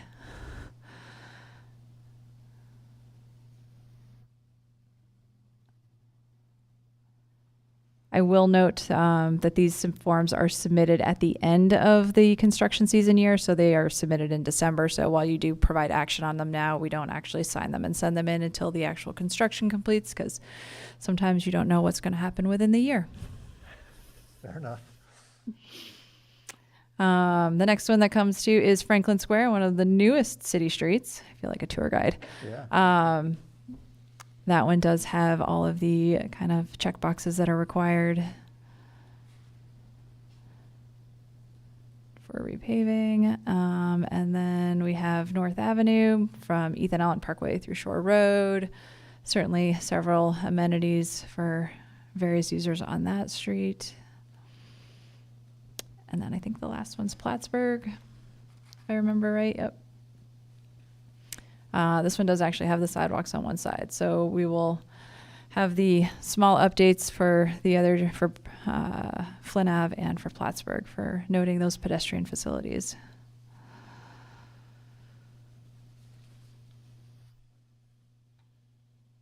You know, if there's anything you want me to go back to. No, that looks, I'm fine with this. Thank you for doing that. I just want to make sure we're, got the right street names when we set Yeah, this up. we will, we'll provide this updated PDF so that it can be amended to your packet material, and hopefully it won't unformat itself. Very good. So, yeah, I have no further concerns on that. Supportive of you all getting these forms approved and on their way forward. Sort of do a quick check with my fellow commissioners here and see if there are other comments while we're on it. Commissioner Overby, did you have? You might have mentioned, I was trying to figure out, looking at yours, and I have the printed one, so I might have an okay version of it, so, of what you had. But quickly, on Allen Street, is there a bus stop on Allen Street? You had listed a public transit stop on that one. I don't know that there is one on. There's one at the corner of Elmwood and Allen. Oh, so maybe it's the Allen Street, the corner? Okay, so that may be that one. And does Flynn have, is that one you read about, the sidewalk on one side or both sides? Yeah. It's Okay, on so- one side, yeah. So that's gonna have a check in sidewalks? Okay, because I couldn't remember. I remember that thing about, are there sidewalks on both sides now or one side? Just one side. And you're gonna put one on the other side? No. Okay, so there's nothing gonna be done with the sidewalks on Flynn Avenue? Not improved, but it just is supposed to be noting, That there is one there? yeah, Okay. that are already within the project. It's a, Okay, so then there was one, let's see, then the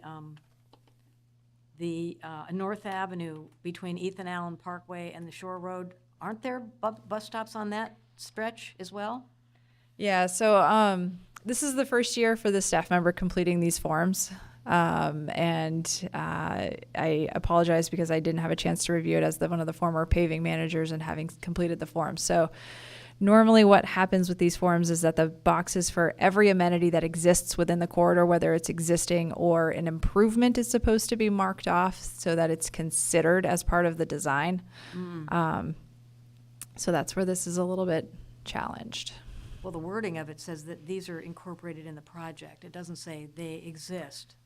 If you go back to the actual act language, this is a form that is developed by the CCRPC to be able to collect the reporting information. It just would probably be helpful for you, whoever's doing it, if it didn't say these are in the project. Right. Because there are public transit stops on North Ave in that stretch. So Yep. it doesn't look like, I don't know what's going to happen. And there's I think- streetlights on all these streets too. So it, Right. Well, I get it. This is the checklist, I get it, but you want to make it actually useful. And so it's not very useful if they're sort of like, you know what I mean? It's hard Yep. for you to do the form, and it's hard for us to figure out what is really going on.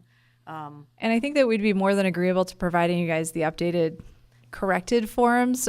What's important tonight and why I asked for it not to wait until May is just the fact that we are about to start paving. The contractor is going to start on North Ave. Yeah, I don't have any Before your problem next with- meeting. I think it's more a matter of helping these forms actually work for you and work for us, and they don't work right now. Yep, And does Plattsburgh Ave have sidewalks on both sides or just one side? just one side. Okay, so the same thing, just one side. Okay. We'll assume these are going to be improved for your benefit and ours. Thanks. All right. Checking quick, Commissioner Martino? All good, thank you. Very good. Vice Chair O'Neill Vivanco? All good. Commissioner Bose? No questions. All right. Any public comments on our Complete Streets forms? No. I'm sure people are stacked up. They've been waiting for this. No public Okay. comment. Seeking that, I'll bring it back to the commission, seeking a vote on these. Welcome a motion. So moved. Thank you, Commissioner Bose, for that motion. I'll second the motion. Seconded by Vice Chair O'Neill Vivanco. Thank you. Is there any discussion around that motion? The All right. motion is just to accept the communication, just like we've acknowledged that we received these compliance forms. Yes. Further discussion?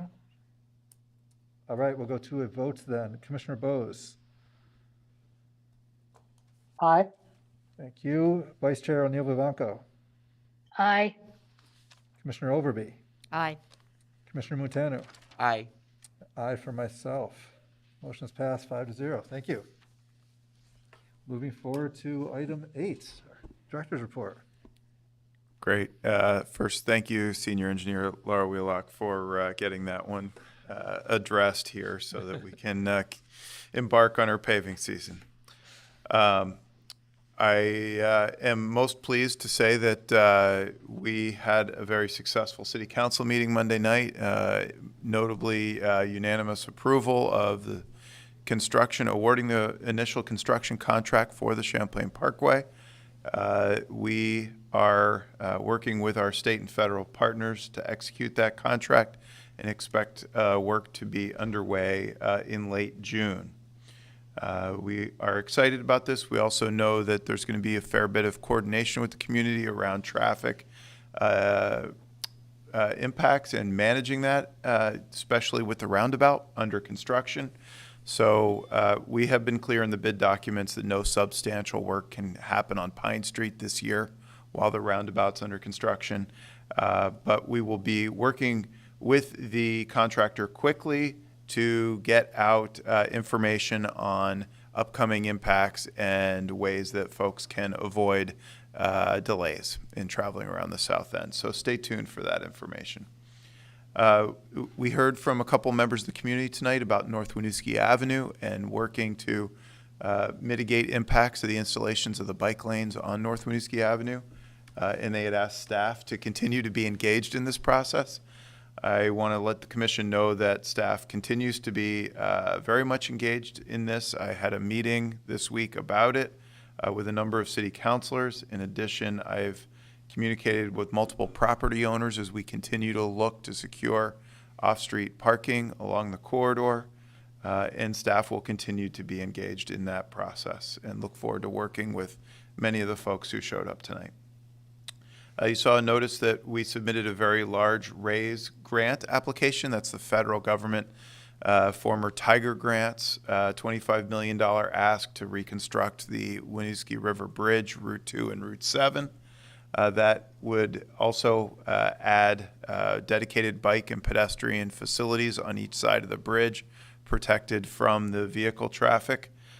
So fingers crossed on that application. And I think those are the major updates. Public Information Manager Goulding, am I missing anything? Operation Clean Sweep. Clean Sweep starts tonight. So it is zone by zone. Please check the website for information on when your neighborhood is up. This helps us clean the streets, which also protects Lake Champlain, keeps organic matter out of the lake, reduces phosphorus loading in the lake, and we very much appreciate everybody's help to get their vehicle off the road. Thank you. Thank you. All right. Moving to item 9 on our agenda, Commissioner Communications. Start with Commissioner Montano.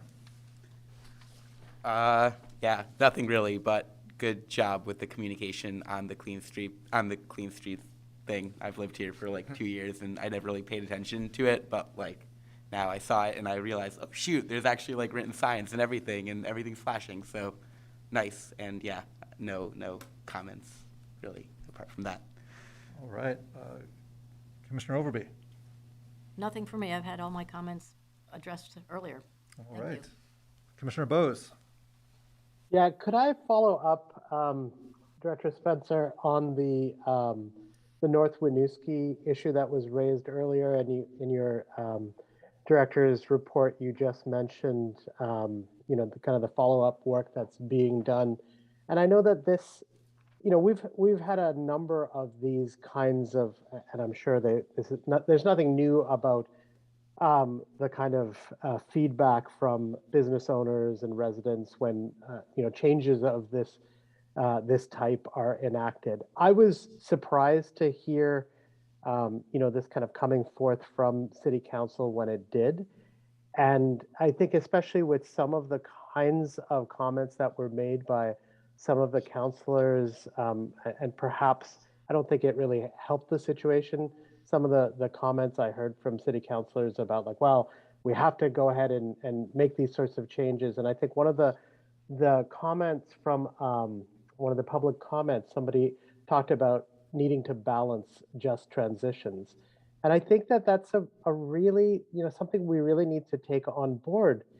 And I don't think anybody should feel like these kinds of changes that we make are disproportionately, the weight of them is not disproportionately borne by any particular section of the community. And I think that in this particular case, I mean, I honestly think this was pretty ham-fisted. So I would really like to see, some of what you've described as attempts to find alternatives for some of the parking that will be lost. I mean, especially in light of, some of the businesses that we're talking about. I mean, it goes without saying for any affected resident. But I really was very taken aback and concerned by the way in which this was at least publicly talked about. So I would really like to be, as a commission, kept in the loop on what some of those alternatives might be, what the results of some of these consultations with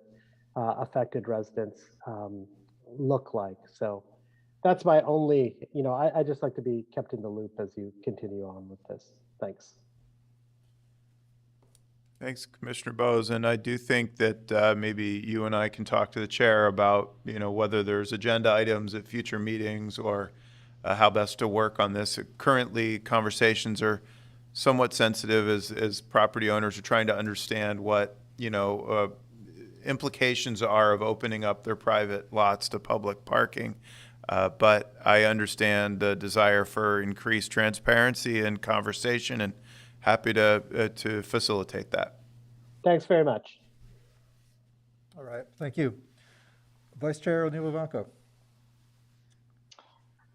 Just underscore, echo, ditto what Commissioner Bowe said about just transitions and the need for really careful transparency. Which came first, the needs in the Old North End for services, or a lot of services in the in the Old North End. And so you have a population that is transit dependent, lower income, and many in need of social services, and social services are there instead of in other parts of the town. So it's, in our kind of, Department of Energy world, this is really an overburdened population for lots of reasons. And so I feel like, as a city department, it's incumbent upon us to take special care in the outreach and the communication, and making sure that access to the necessary services are still available. Not that parking is a service, but that vital curb space is for those who need car drop off, taxi, bus, etc. And then balancing that with the needs of the private businesses who, are there in that community to be able to host their clients who arrive by whatever mode. So every effort we can have to look for creative solutions to the parking challenges would be great, and really committing to a deep communication and outreach efforts. And then one more thing is, I'd like to just go back. I think you said you were going to speak to the folks from the Daily Planet about the expanded sidewalks and those alternatives. I think that's fantastic that we have a business who recognizes that curb space in front of their building is actually more vital to them to serve food and serve the community than it is for parking. So any way we can, help support that, that would be great. And that's it. Thank you. All right, thank you. Good question. Yeah, I mean, I certainly, I was, encouraged by the feedback from the daily planning representative this evening, and, perhaps that it shouldn't have come as a surprise, but did come as a surprise to me that we weren't going as big, or at least under the same structure for like a street seats program this summer. So I would certainly encourage us sort of looking into options to support these kind of businesses, for the businesses that are interested. Yes, we have facilitated many in our regular program now that we're out of the state of emergency. That said, there are some unique issues here with they don't have curbside parking. So trying to accommodate a couple spaces here with the lateral shift to create curbside space for 2 or 3 spaces of outdoor seating will likely take 8 or 9 parking spaces, and whether or not the adjacent businesses are also supportive of that effort and the amount of effort. It's not as simple as just encumbering a parking space. So we will certainly continue and follow up with the owners and keep you informed on how this goes. Yeah, thanks. Yeah, I'm glad to hear there are, so that we can take the lessons learned from our emergency street seats things and transition them into opportunities for this summer and beyond. A note on the admin's drop off and pickup situation. I had a brief correspondence with Assistant Director Paget on that. I mean, from my perspective, the signs have been up there for a couple months now. I'm not seeing much movement in behaviors there, meaning I still see the buses having to jog around like 6 private vehicles that are hogging the curb where they shouldn't be, and so forth. I know Assistant Director Paget has expressed more optimism than I'm sharing in how well that's going, but I'd be interested in engaging with you all in the school district on the next steps there. And I know people in schools are stretched incredibly thin, as you all are as well. So this is probably not a like cram it in this spring kind of change, but let's be thinking ahead for sort of how we may want to approach things differently in the fall. Yeah. I'm confident we could probably get good partners and support from the bus drivers in this one as well. Some of them are more aggressive than others, and like setting a pick for each other. That's quite literally what, or setting a pick for themselves to like reach in and get close to the curb there. Anyway, yeah, sort of more to come on that one. Not unlike the Mansfield Loomis question. I know that we have had previous questions in previous months about Union Adams. We've actually had questions on that one going back pre-pandemic, I think even.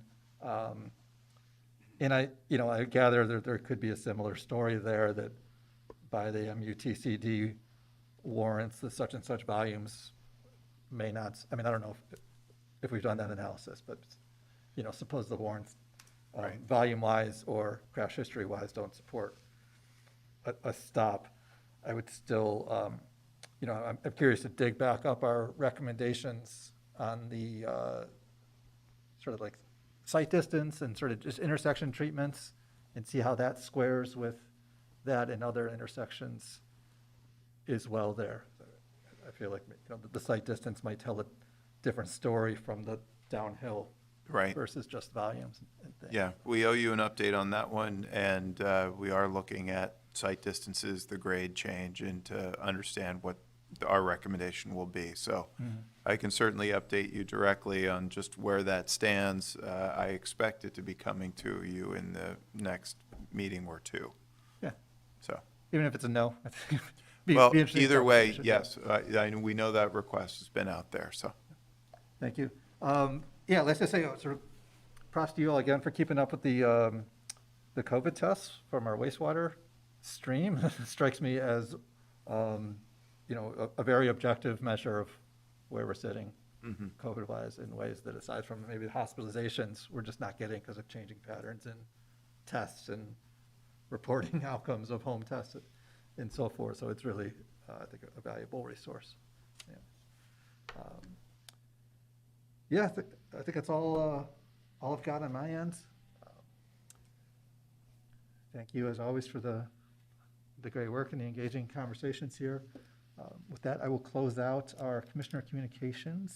Would you humor me to ask a question? Oh, sure, Commissioner Overby, yeah. What do you got? I was just, is the street seats program going to be happening this summer with the parking? Not talking about the one that requires the rearranging, but I know, are you going to be putting forward a street seats proposal for some of the restaurants that do want to put out street seats, sitting areas in a parking space? Absolutely. Yes. Yeah. You all approved a program maybe, 2 years ago. The state of emergency came in. That program has now come back into effect. And ultimately, I spoke probably too quickly when they came up and said that the commission could overrule staff's recommendation. Fundamentally, the approval of street seats goes to the council's license committee and then is approved by the full city council. So if staff is not prepared to support a recommendation, the applicants have their recourse in front of the license committee and the full city council. I just wanted to know if you're going to do like 10 locations or whatever, however many people apply, the restaurants could actually use the parking. Absolutely, Right, absolutely. okay, that's great. I And just those wanted to know. approvals have been going through the license committee and have been Yeah. going through the council. There were a number on Monday night. I had just, my memory was jogged a bit with the questions that were asked about it, and I thought, Yep. let's, find out where we're at with that for this summer. Okay. Thanks. Yes, we can include an update on the director's report next month. That's good, thank you. All right, moving forward to item 10 on our agenda, adjournment and next meeting date, May 18th. Welcome a motion on this. I move to adjourn. We have a motion, thank you. I'll second the motion to adjourn. And we have a second from Vice Chair O'Neill Vivanco, thank you. Is there any discussion around that motion? All clear, all right, let's go to a vote then. Commissioner Bose, Aye. Vice Chair O'Neill Vivanco, Aye. Commissioner Mutano, Aye. Commissioner Overby. Aye. Aye for myself. We are adjourned at 9:10. Thank you all. Good Thank evening. you all. Thanks. Yep.